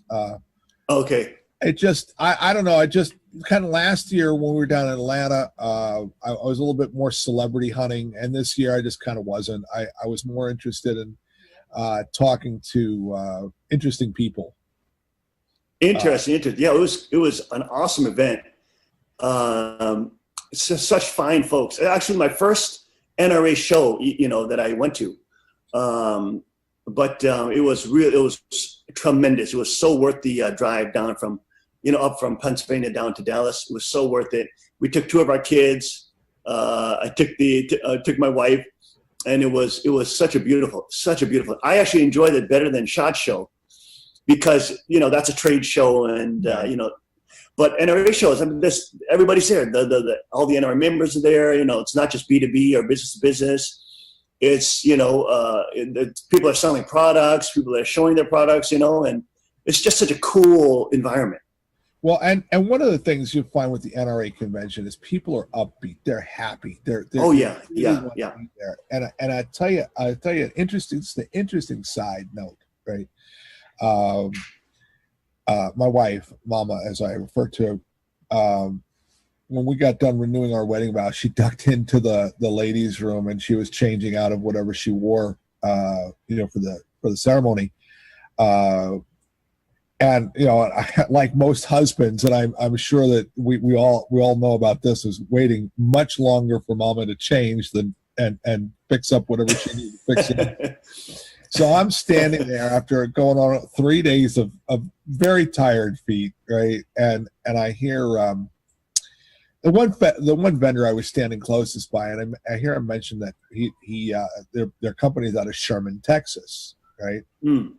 And I said, "Oh, that's where we're going next. My daughter lives in Sherman, Texas." And we got to talking, and he makes hard shell cases for the shipping of firearms, maybe camera gear, things that are delicate. And while interesting, it's not something that I really had any need or use for. I don't travel enough by air to need another case. But I noticed that he had some really lovely soft shell cases, one of which was a rifle case that had MOLLE attached magazine holders on the outside. And I got to talking to him about the peculiar laws about carrying rifles in the Commonwealth of Pennsylvania. As you're probably very well aware, you cannot carry a loaded rifle in a vehicle in the Commonwealth of Pennsylvania. Right. It has to be unloaded and has to have the ammunition separately stored. That's actually a fish and game law. A lot of people don't realize it's fish and game, but that's what it is. So we're interesting, yeah. Yeah, we're chatting, and I said, I oftentimes I go to events where I want to carry a serious rifle with me. Usually this pastor, if we're going out to dance, we'll carry a Sega that I've had customized with a telescoping adjustable stock and night sights. I prefer that. Wow. Yeah, I prefer that to my AR that has as an optic on it, because I'm old school. I got gray hair. Okay? Yeah. And if I gotta trust my life to something, I want to trust it to iron sights, not holographic image. Anyway, back to the story about this man. Right. So we're looking at this rifle case, and he asked me what I've got. I said it's an Ishmash Sega, and I said it's got a telescoping stock. He says, "Well, this one it definitely fit in this." He says, "Here, take it." Oh, are you kidding me? Wow. Says, oh my goodness! It's this beautiful rifle case. It's like $100 case, and I'm like, and I'm a very very humble man. Like I'll take your ball cap or your T-shirt or your pen that you're handing out. Okay, and hey, listen. If your brother's watching this, thank you for the. I should wear. I really should wear my Thompson hat or something today. I was looking for my Car Arms hat, but I think that got robbed from me. But thank you so much for giving everybody hats and stuff. That was so cool. That was so nice of you. I'm like, I can't take this. He goes, no, go ahead and take it. So pretty soon, when we get a chance to get outside, if it's not raining, I'll be doing a review of that rifle case. And nice, very nice. So yeah. So some vignettes there. No, the NRA was amazing, and as you say, there's such amazing people out there, and each one of the purchases that you're making, you're helping their small business, little mom. Many of them are just mom and pop, literally the mom and pop shops, and we bought a whole bunch of bags for gifts and stuff like that from Red Rock. Outdoors, they had some nice tactical packs and stuff like that. Did you pick something up there too? Oh, hey, there's your car. My text, Nice. my tech support team, my wife just there we go. Nice. Yeah, how do you like the Cryptex? Isn't that Cryptex nice? Nice, very nice. Yeah, I was looking at the ad on the front page of my my NRA magazine today, and I got to come up there and visit you guys, because I want to. Oh man, we'd love to have you. I want to get my hands on that Thompson that they're putting out right now. Oh yeah, there's a new tactical Thompson, that they have in 45, and of course the AR pistol that you can carry in your car. Loaded. So that's they came up with a new Thompson, nice muzzle brake. I mean, just fantastic. It's the one I have on the desk here, but it's a nice pistol, really, really fantastic. And they're putting in like a 600-yard range. So we'd be so honored to have you down, man. Definitely. Yeah, cool. All right. So yeah, one of these days we'll have to. I sorry I couldn't make it there live, but I work a secular job. It is my position in my life, my ministry, that I do not take money from the church. I won't do it. I've always felt that money was better used somewhere else. So I work a secular job, and I actually work second shift. And when your assistant said, come down there at 7:00 in the morning, I'm like, oh, you mean the middle of the night for me? Oh my goodness. Well, so thank you so much for joining us at this hour. You know what I mean? So we could talk to you a little bit. Now, at the NRA show, as you said during the break, the NRA is being paid as anybody who's an NRA member is being paid as terrorists, as baby killers, as people who like all these mass shootings to happen. And we were just on yesterday with Dr. Drucker, who was breaking down for us the different physiological effects that psychotropic meds have on your body, and how these big pharmaceutical companies many times are supporting and funding, CNN shows, MSNBC shows. And so in the mainstream media, they have contracts and clauses that don't allow them to even bring up the fact that these shooters, almost 99% of these shooters, are on psychotropic drugs. But again, you have all these schools. I mean, you can't walk into a federal building. You can't walk into a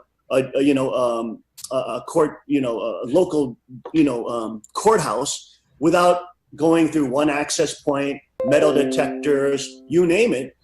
And you have these situation, and of course, everybody's armed in those places. But you have the schools where our kids are going to school at, or most kids are going to school. Our kids are homeschooled, but it's just wide open. There's so many entry points. People can just walk in and out. It's becoming such a dangerous environment. What's your take on that, Pastor Cook? Well, okay, so the left is constantly talking about, that they want to do it for the children, which is someone really needs to let them know that God himself said that it was a horrifying sin to bear false witness. Okay, just saying that, because they're lying. They're straight up lying. They're not doing it for the children. They're using the children as a stepping stone, as a sad hammer to nail in something that nobody really wants, and that's wrong. It's wrong. It's wrong to stand on the blood of the innocent. Right. Yes. And okay, and yes, we do have a school violence problem. We have a school violence problem, and it's been escalating for years, and we ignored it. We ignored it when it was vicious fist fights. We ignored it when it was hitting each other with sticks. We ignored it when it was knives. Now the left has got a hold of guns. And if we're going to take and address a school violence problem, it is going to come from a multi-layered approach. And the multi-layered approach looks and all of the people that I can find are saying the same thing. First of all, lock the doors. Lock the doors to the school. Lock the ability to ingress to the school except through a controlled portal, okay, i.e. And at that front door, we need metal detectors. We need to put in metal detectors. So the first argument is that they are very expensive. Well, I did a little research on my own, and a very good metal detector. Okay, this is not the cheapest one out there. I looked for the most expensive one I could find, was $4,500, $4,500. Okay, so let's say in a school the size, it must be up there by where you guys live. Let's say we needed 4 of them, to make it, so it's a quick pass through the thing. We're talking just under $20,000. I don't know how many people live in your school district, but I'm thinking, what is that, $5? Everybody's got to kick in, taxpayer, $5, $6, and then we've got the money to spend for, 4 metal detectors at the high school. I'm willing to invest $5, okay? And I don't mean to sound cheeky on it, but that's literally the cost that they're talking about. We're talking a few dollars, and it's a single time purchase. So we're gonna lock all those side doors and put crash bars in, right? The ones that that sound an alarm when you open them. Okay, so that people can get out. If there's a fire or an emergency, they can still go out. But if you open it if you open it at all, an alarm's going to go off. If you go through the metal detector with a firearm or a knife or a can of mace or I don't know, whatever, an alarm's going to go off. And what do we do about that alarm going off? Well, directly behind that, we need armed school resource officers. We have a lot of retired policemen. We have wonderful men and women that have served in our armed forces and are currently serving in the National Guard. Yes. I knew one young man at the gym that I go to. He's an MP, and he delivers pizzas, in the National Guard, and he's delivering pizzas as part of his. That's what he does when he's not doing military stuff. So we've literally trained this young man to be a policeman. That's what military police. He is a policeman, period. And we're utilizing him as a society to deliver pizzas. Here's a modest proposal. Pay him to be at the school behind the metal detector. Exactly. I've got a cop that's sitting. I paid to train him. I already paid for all this. Put him behind the metal detector, and if somebody tries to come through with a rifle, stop him. Oh yeah. At the door. Okay, so that's another part. That's 3. Now we have 3 layers. Okay.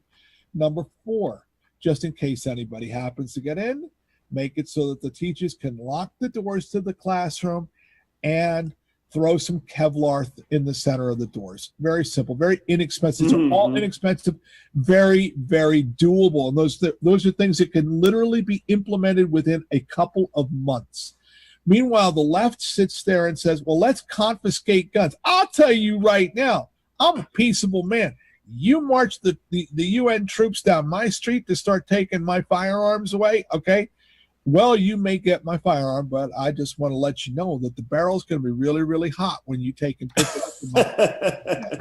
Right? Saying it's now, and even I just saw some whack job on Tucker Carlson last night. Some congressman said he's going to do a gun buyback like they did in Australia. I'm like, dude, do you understand that you are talking about 1 million rifles? At 1 million rifles, I said you will bankrupt this country. It's let's talk about just the sheer cost of numbers. Which is less expensive to do?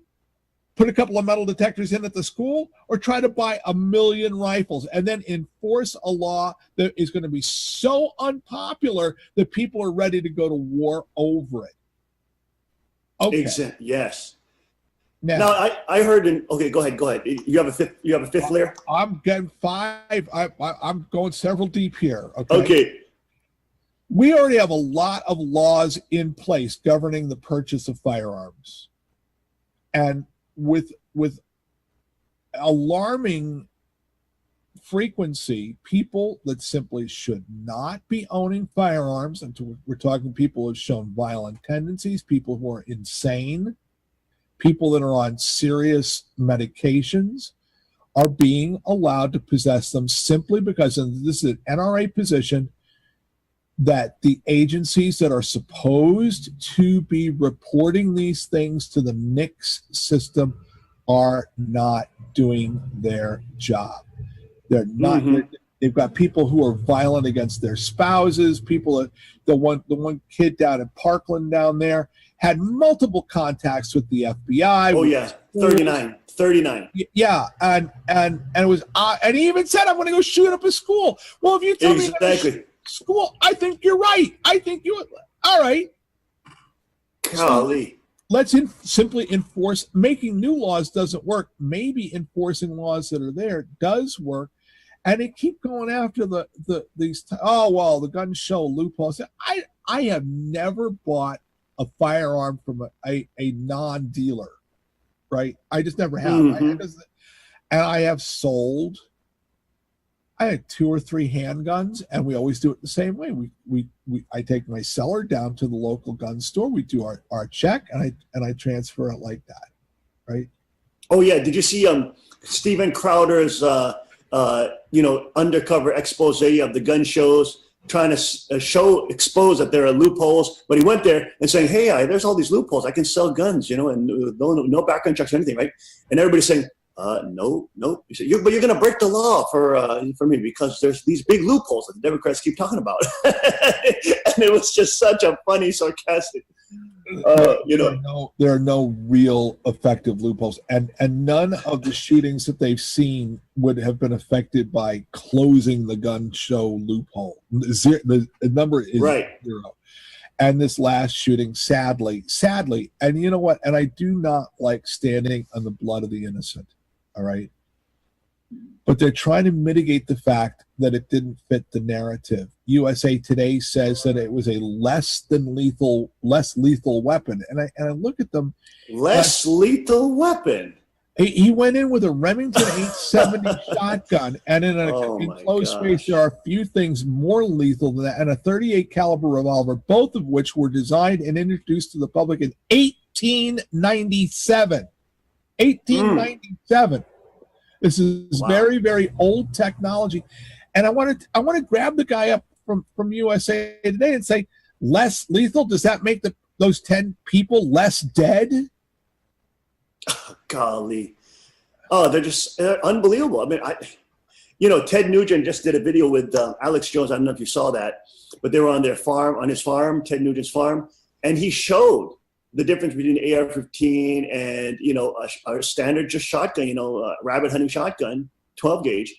And, just to show the media, look how much more damage you can do at close range. This was within the Parkland shooting range. I think it was just about 10 yards or so, 15 yards. But, it's devastating at that close range. My goodness. Yes, it's a fearsome weapon. And it was just so stupid that they said that. And so it just goes to show that the media will say anything no matter how stupid it is. And it's all to further the agenda to disarm America. And we cannot, and this nation was founded, literally the touchstone of the American Revolution was not taxation. It was disarmament. And, yes. People don't know the story of Major Pitcairn up there in New England, where his order went out to seize the powder stores in Cambridge. Well, in an era when your firearm is a muzzle loader, right? Seizing the powder made it an inert object. You'd have maybe enough powder in your horn to shoot 5-6 shots, and then you were effectively disarmed. So what he did was he was disarming the populace. The populace says, "No, you're not going to disarm us." So our nation was born out of rebellion against gun control, against gun seizure, and nothing's going to change. Nothing's going to change. Oh, it's incredible because look at all the totalitarian. This is what the left doesn't want to admit. They are the communists that have taken over this country, or they're trying to take over this country. I mean, look at every communist leftist regime. that has ever existed. Mao Zedong, Pol Pot, Stalin, Hitler, what they call, the fascist right with Mussolini, but, basically all same systems of government when we talk about centralized government. And of course, we refer to this as political Satanism because this kind of centralized power allows for actual Satanism to flourish and a super class that is above the law, that is tax exempt, that can do whatever they want. They can human traffic, they can have pedophile rings as they have, and many in the Democratic Party are involved in those things, Harvey Weinstein, you name it, even all the way to the monarchs in London, in England, with Jimmy Savile, all this kind of thing. This just keeps coming to Hollywood, all this stuff comes in more and more, and it's more the higher, this elite echelon that wants to rule over the entire world and creating world government. With the Pope now comes out today yesterday saying that you're born gay, you should love yourself, you're born gay. I mean, this is it's totally outrageous. It's over the top. It's incredible what they're doing, but they don't want to admit that they are the Communist Party and they are a real active, and the Bible says, of course, as you know, that we fight not against flesh and blood, but against principalities and powers. And you can see that those principalities and powers, there is a dark, evil, satanic force behind this movement. Well, George Soros, your name, yeah. Well, we how do I preface this? For our Koreans, we have Korean speaking viewers, right? Yeah. Well, you are. Oh yes, we do. No, we do. 당신은 한국어 좋아하십니까? Right? And I love the Korean people. I love the Korean people. And I watch and I pray, as I am sure that you do, right? That the talks that are coming up soon in Singapore will bear the fruit of Almighty God, right? I have oftentimes said that there was only one country that I would ever go to be a missionary to, and that was North Korea. And I even hate saying the word North Korea.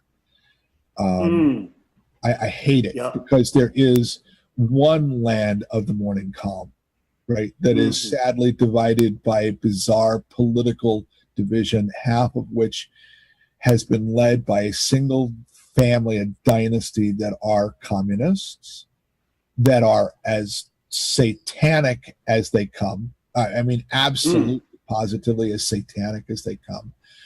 For our American viewers, I know you've seen some of the reports out of North Korea, and it doesn't even come close. It doesn't even come close to the reality of how desperate the situation is there.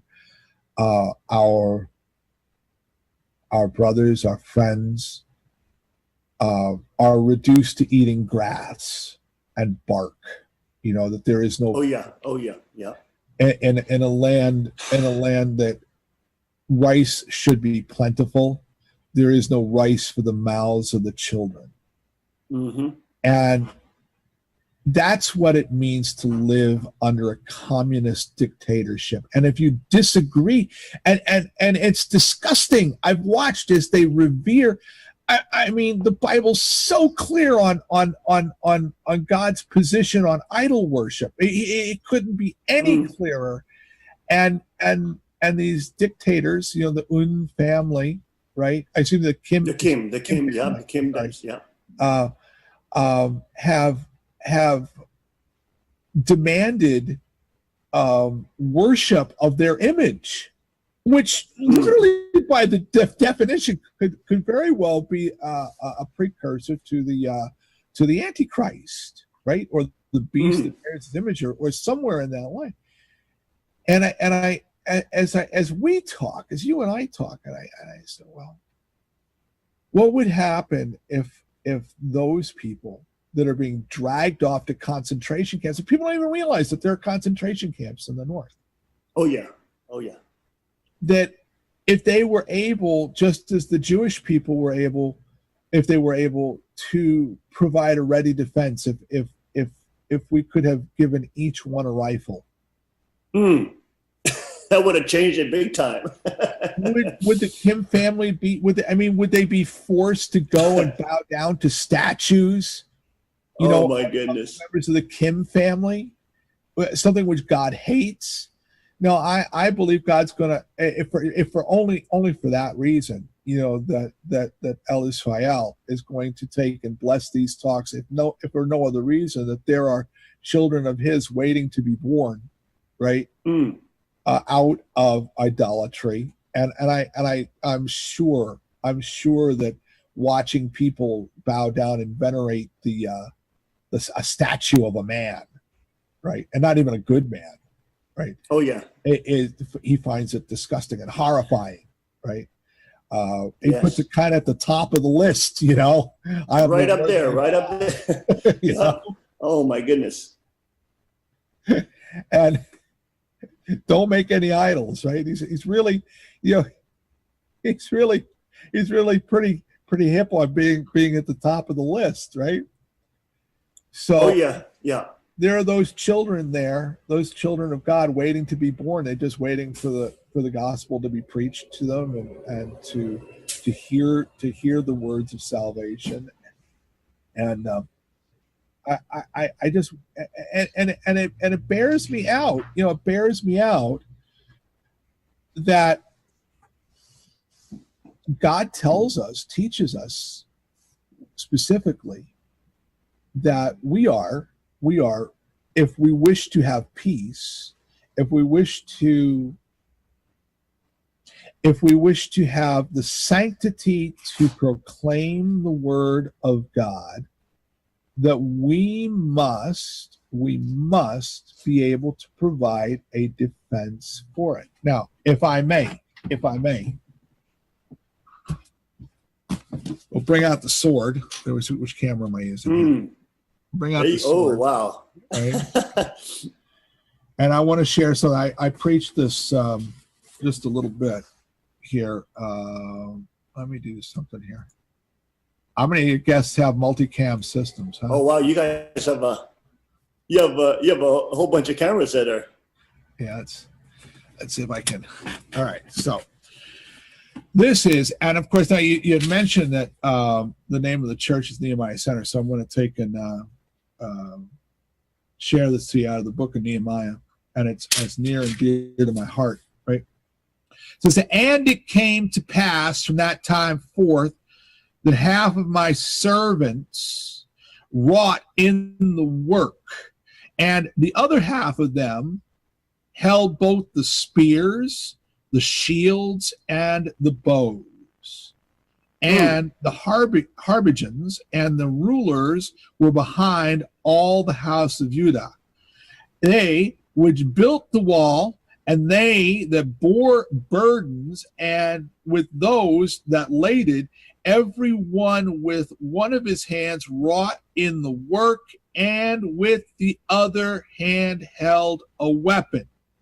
For the builders, everyone had his sword girded by his side, and so built. And he sounded the trumpet, and he that sounded the trumpet was by me. So let's break this down. Let's break this down just a little bit, right? So the Jewish people of Israel had been taken captive, and they convince the king of Babylon to let them loose go, right, and go back to Yerushalayim to rebuild the city. And part of the weaponry of the time was a wall, right, because you couldn't get fields and all that stuff through it, right? So they build the wall, and the people roundabout that did not like the Jewish people were very opposed to this, right? They didn't want them proclaiming the word of God because it went very much against the pagan religions of the area, and through the word of God releases power, releases power. They didn't like the fact that they spoke Hebrew. They didn't understand Hebrew, right? So it was scary to them. So they said, well, we will attack the Jewish people and we will prevent them from doing all these things. We will kill them. So God says this, right? God says this. He says, half y'all, right, are to take the very best weapons you possess. You used to have your swords and your spears, your bows and your arrows, your armor, all that good stuff. This was the best. This was the assault rifle of their day. And I'm talking assault rifle M16, not an AR-15, which is not an assault rifle. Stop it. That's right. That's right. He's saying, get your military grade stuff. Do this thing, right? Do this thing. And all y'all that are building, the ones that are, putting the big rocks there and putting together the mortar and doing all this stuff, right? You do the work, but I want you to have a sidearm. I want you to have it was probably a sword about the size of a gladius, a short sword, effective at short range in our today parlance. I want you to all have a handgun on your hip, right? It says, so that when you come to be attacked, that you can provide an overwhelming defense against the attacker, right? Now, your church, I think, speaks in Korean a lot, probably at your services. Yep, yeah. And if you're not, start. Right? 나는 한국말 조금 알아요. So I can very nice. Sit there and I know I have a thick American accent. You'll have to. No, it's actually not terrible. It's not that bad. But I want you to be able to proclaim your faith in a language you understand. And then, I mean, obviously you were raised in the United States. Sounds like it anyway. Yep. But I'm sure that across your congregations that there are people who literally came over to Seoul yesterday, right? Oh yeah. Oh yeah. They're not fluent in English. They need to hear what they need to hear in Korean, right? In Hangul, right? Yep, yeah, we have a Wednesday service just in Korean, full in Korean. Yeah. And they should be allowed this, right? Just as our Messianic congregation, we speak Hebrew, right? That scares the and we're a great company because there are many who would consider both of our denominations cults. Yay! Yes, that's right. Extremists and cultists, yes. I'm an extremist and a cultist, a deplorable and a baby murderer. Absolutely. Make sure you get that on the clip. Yes. You know the difference between military grade M16 and AR-15. So you're an extremist. Exactly. Right, precisely. So we have, I think, a real, and to sum all this up, and I'll let you get on to the next thing. To sum all this thing up. First of all, we're commanded, we're as pastors, right? Commanded to provide a ready defense for our congregation. A ready defense. And that means an armed defense, right? Yes. Y'all want to do a church shooting? Okay. I'm going to recommend you do not come up to Pastor Moon's church. Okay, that'd be a bad idea. That's not the target you want. You don't want to show up at Nehemiah Center because I always tell people if Pastor draws down, there's only two things you can do: duck or face the direction that I'm pointing because the lead's about to fly, right? And those places, for some reason, they don't seem to be attacked, right? Don't seem to be attacked. Oh yeah. Right? And this way we can peaceably do what we want to do in the language that we want to do, right? To proclaim the word of God in Hebrew and in Korean or Chinese or Spanish or whatever that we want to do, right? And God says, this is what we're supposed to be doing. This is, and I command this of you, right? Now, that's number one. And if I look, again, these are not people that I agree with spiritually. I don't even know a whole lot about them, but I'm sure you are familiar with the Falun Gong. Falun Gong, yep. In China, another marginalized group. I don't know what their spiritual beliefs are. I'm not even going to pretend. I do know that in that totalitarian regime, that the communist Chinese have made it very illegal for them to even exist, that they put them in prison camps, right? Yep, organ harvest them. Yeah, that's right. Right. And I'm like, how long does it take once we're disarmed for them to say, you know what, the Unification Church is too dangerous. Their ideas are too radical. They're not mainstream. You know, they're talking about, you know, sexual purity, and they're talking about this and they're talking about that. And quite frankly, they're just not, you know, they're just not Protestant enough for us. Let's gather them all up and put them into a camp, you know, where they can be monitored. And those Messianic Jewish people, we don't like that whole Saturday thing. And, you know, it's just a little, it's, you know, we don't understand that Hebrew stuff. So let's gather them all up, and then we'll put them in another camp. Maybe we'll put them in with the unification people, you know. And then, well, this is amazing. It was happening under Hillary Clinton. The FBI put evangelical Christians, gun owners, and constitutionalists on an FBI watch list, and they were considered domestic terrorists. I'm on a lot of lists, brother. I'm sure that this is going to put me on the list. I need to go. I'm definitely on many lists too, my friend. No, it's true. It's true.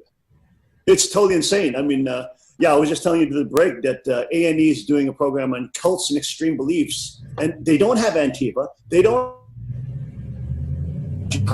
Islam or any form of, you know, even Orthodox Islam, which is very radical. They don't have any of that, and they're doing a whole thing on us. And they're trying to say we're this, you know, gun-toting church, and we're trying to spread, you know, mass shootings or whatever they're saying. But I mean, it's so outrageous.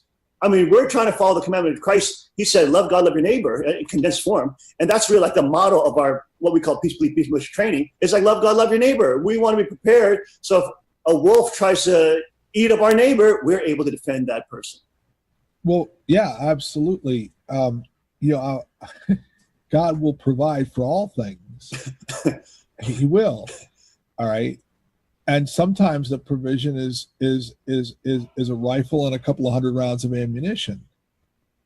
You know? Oh, absolutely. I mean, how would the American Revolution be ever won without it? My goodness. The clock. Sorry. Yeah, we're echad with this. We're one accord, one heart. And I'm sure, you know, they don't get it. You know, people don't get it. It's like, do you come to me and you're hungry? I will feed you. I'll feed you. Our place is on the corner of a street here, and used to be a bar. My church used to be a bar. And we still get people show up every once in a while, you know, looking for a drink. I'm like, well, here's a Bible. Let's talk. I have given away a lot of gasoline. I don't know what it is about the corner out front of the building, but people run out of gas out there all the time. It's just bizarre. You know, and there I am hauling the lawnmower gas out for them, you know, so they can get home. Right. And yeah, we certainly will, you know, we take and we protect our neighbors, and I can't imagine. Listen, everything I've talked about is about defense. Nowhere in my lexicon is offense. Right. Well, that's why you're an extremist, you see. According to the left. when Jesus says, what is it? In the book of Luke, chapter 22, right? Verse 35 says, he said to them, yes, Luke 22, when I sent you out without a purse and script and shoes, lacked you anything? And they said nothing. Then he said to them, but now he that has a purse, let him take it, and likewise his script, and he that has no sword, let him sell his garment and buy one. He wasn't going out talking about starting a war.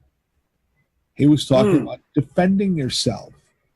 And I posed the question, if I'm killed by somebody, how then can I preach the gospel? Yes. How can I preach the gospel if you kill me? Who will take my place? And how many preachers, how many evangelists, how many missionaries will have to be killed before the job description just is kind of like, well, I don't think I want to do that. It's a little too dangerous. Well, it's interesting because the left, they have said that, of course, we all know that they're, Christ hating. They take Bibles out of school, but yet they'll allow the Quran readings. In the Common Core in public school now, they have kids pretending that they're Muslim invaders that are fighting against the evil crusaders. Okay.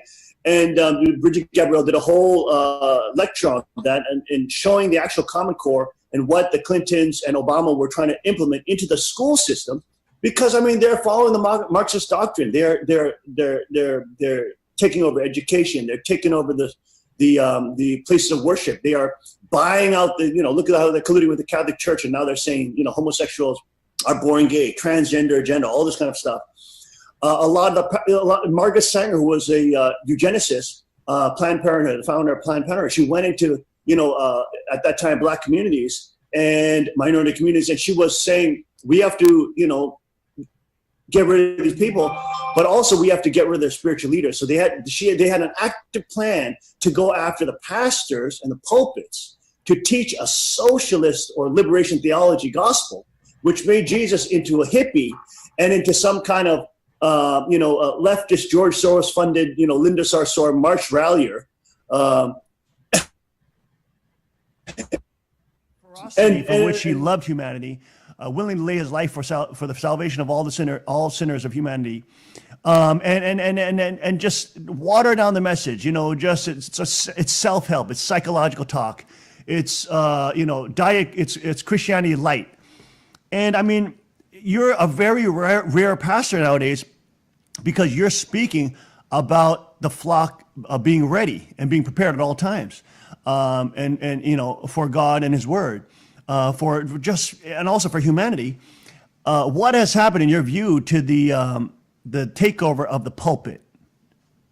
Well, I tell you what. Okay, I tell you what. Just to go back up on one little thing there. Okay, and I think that this is in the auspices of Rome.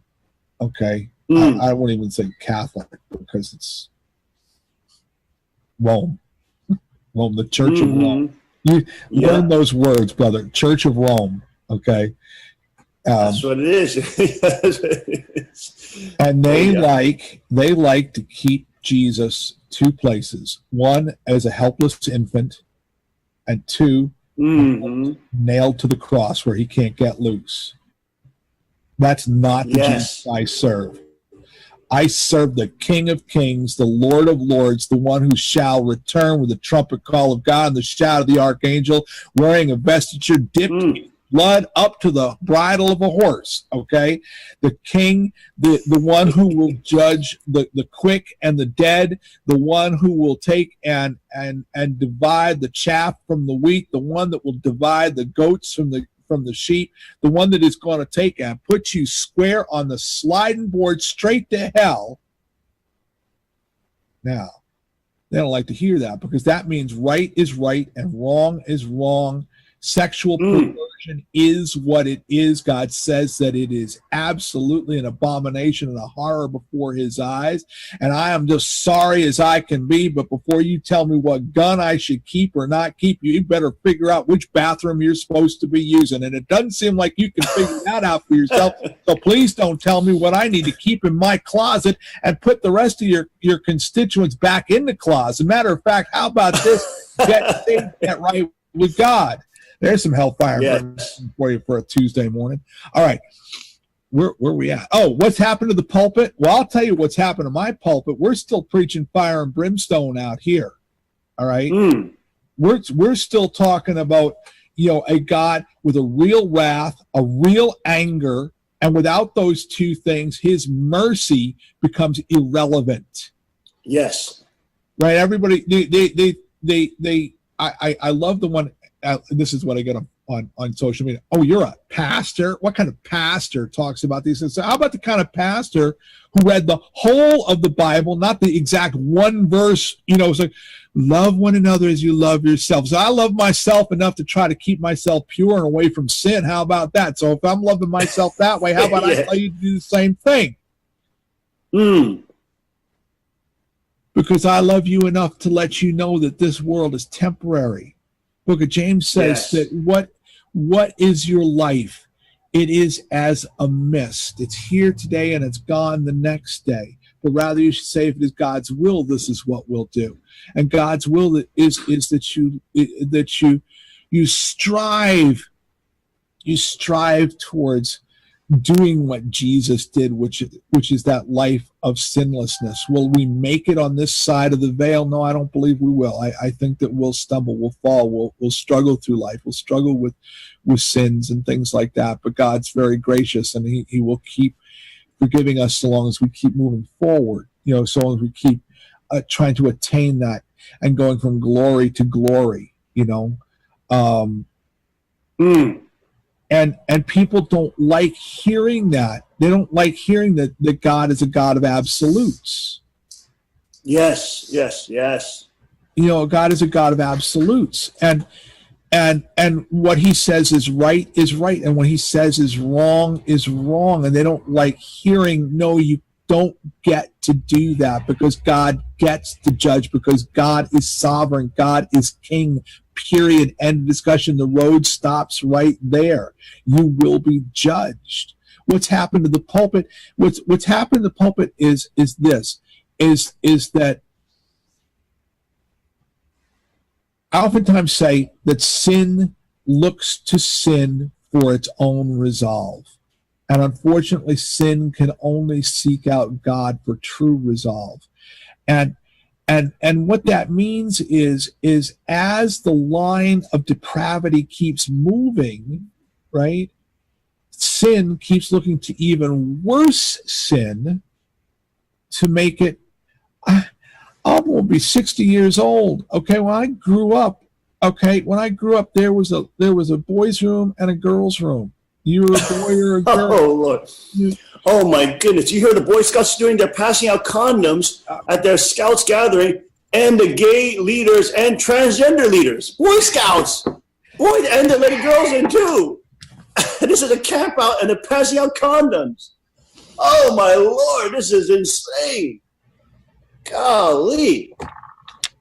Oh man, no, we're gonna hold a camp out for the kids, you and me. We're gonna teach them how to shoot, and then at night we're gonna roast hot dogs and put kimchi on the top of them. That's what. Hey, don't knock it till you've tried it, right? Hey, I understand. I've done it many times. It's awesome. It's like budae on a roll. Oh, budae. So when I come up there and go shooting, I want lunch. Okay. Hey, we're gonna hit you with some nice budae. You know what I had? This my is gosh. Random. Okay. Where did you have budae? That's army. That's army chicken. I make it myself. You made it. Yeah. Amazing, Pastor. What a blessing. Oh my goodness. Well, Pastor, it's amazing how fast time goes. And of course, in the Word of God, it's just like, we're in the moments of eternity. But it's such a pleasure to hear that there are Black Robe preachers out there that are talking. Mr. Pratt, is even the NRA. I mean, the NRA, Don Brazo was one of the spokespeople there, or one of their commentators. And he was saying, hey, local militias, local gun owners need to get together, organize, because there is a serious threat with ISIS, with radical Islam. The left is allying with these very radical thug-like groups, protecting MS-13, etc. I mean, this is not on the level of just them, disagreeing with ideology. They are allying with actual mafia organizations. Of course, they are a mafia, but they're allying with, open mafias like the MS-13 gangs, like the ISIS, like the different radical groups, jihadi groups. And so it's so refreshing to see pastors that are speaking out and telling the congregation, reading scripture. And of course, in our congregation, we focus a lot on the scriptures in Revelation about the rod of iron, the rule of the rod of iron. The Bible says he shall rule them with a rod of iron. Instead of, this Francis. But, and so like, it's absolutely critical that people know that sovereignty is not something that the founding fathers just invented. They didn't just make it up. This sovereignty is given to us by God. Even I would say in American judicial law, okay, it's codified. The Castle Doctrine identifies you legally as a king sovereign, a king of your private property. That's Castle Doctrine. That's in law. It's not, the Bible says in Revelation 3:11, let no man take thy crown. And so people think it's wacky that we're talking about kingship and crowns, etc. But even in American judicial law, the Castle Doctrine in Pennsylvania, it exists. I mean, you can fight back against somebody who's invading your house, who's invading your car, even. And these are fundamental. These are fundamental principles to our American founding, but also to human rights.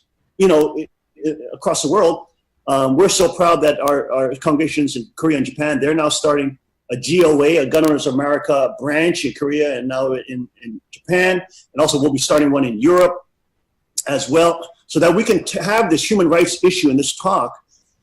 As you mentioned about North Korea, I mean, my goodness, if they had a Second Amendment, think about how different that scenario would be.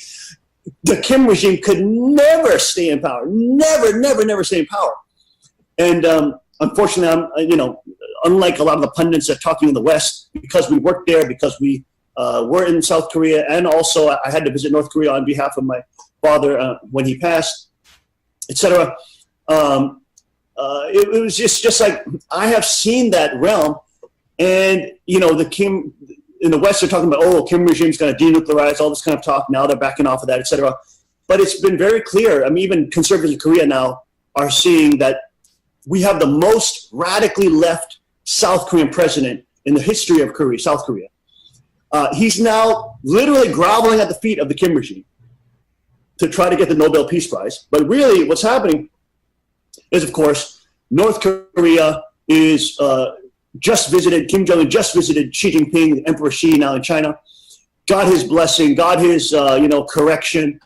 And now he's speaking all this negative things about Trump. Now he's saying that, it's up in the air, even if he'll go. And again, China's just putting him right back in line. You are under our control. You're a vassal state.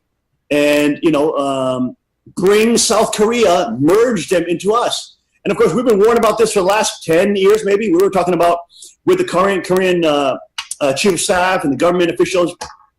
We were telling them, hey, you guys, all the men go to the military anyways. Let them keep their weapons like the Swiss model and have at least a Second Amendment in some form here. So if you ever get invaded, you'll be able to protect what you have. My goodness, otherwise you're going to be incorporated into China, which is unfortunately the direction they seem to be going.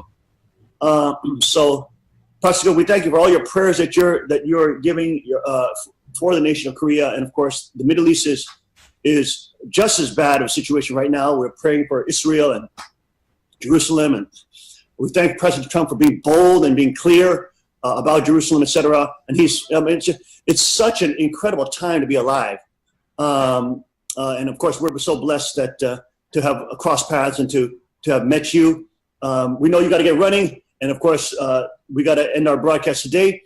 But love to continue to talk, and of course, we'd love to have you out here in Pennsylvania. Let people know real quick how they can get in contact with you or support your ministry, if you have a website, etc. All right. We do broadcast our services on Friday evening, 8:30, and on Sunday afternoon at 1:30. You can find me on Facebook, George Cook. They won't let me use the term pastor anymore. Thanks, Facebook. If you are seeing this and want to add me as a friend, do send me I'm pretty strict on who I allow, so send me a private message. Say, hey, listen, I saw you on Pastor Moon's broadcast, on Unification, and I'll certainly add you there. You can find us on Spreaker, SPREAKER.com/Radio Nehemiah. You can find me on YouTube at My Guns and My Religion. Thank you for President Obama for naming the channel for me. Clinging onto that Bible and that pistol, baby. And pretty much everywhere else on the face of the planet. And, maybe not too soon, you see me up there in Matamoros or, Newfoundland, and you see me and Pastor Moon will be carting around some big, dangerous-looking black rifles. And Black guns matter. We're getting March Touré from Philly down here, too. and two things before I cut out. So listen, if you don't have an effective rifle in your stable, okay, I mean it's up in your closet. Yes. Right? Start saving your nickels. All right, because the day that you need it, it's nothing else going to do. So save your money, buy yourself a rifle, right? An AR-15 or an AK or something that's gonna serve you well. And if you don't know Jesus Christ as your personal Lord and Savior, listen, let me tell you something. You're going to go straight to hell when you die. All right, so you need to take care of that before you do anything else. That's all I got to say about it. Amen. Thank you so much, Pastor. Incredible that meeting all the way from Dallas. And of course, Blade Show's coming up in Atlanta. We're going to be taking the young people who train with us down to Blade Show in just a couple of weeks. But definitely we'll be in contact. And God bless you and your ministry. Thank you so much for joining us today. And we'll be right back after this, folks. Stay with us.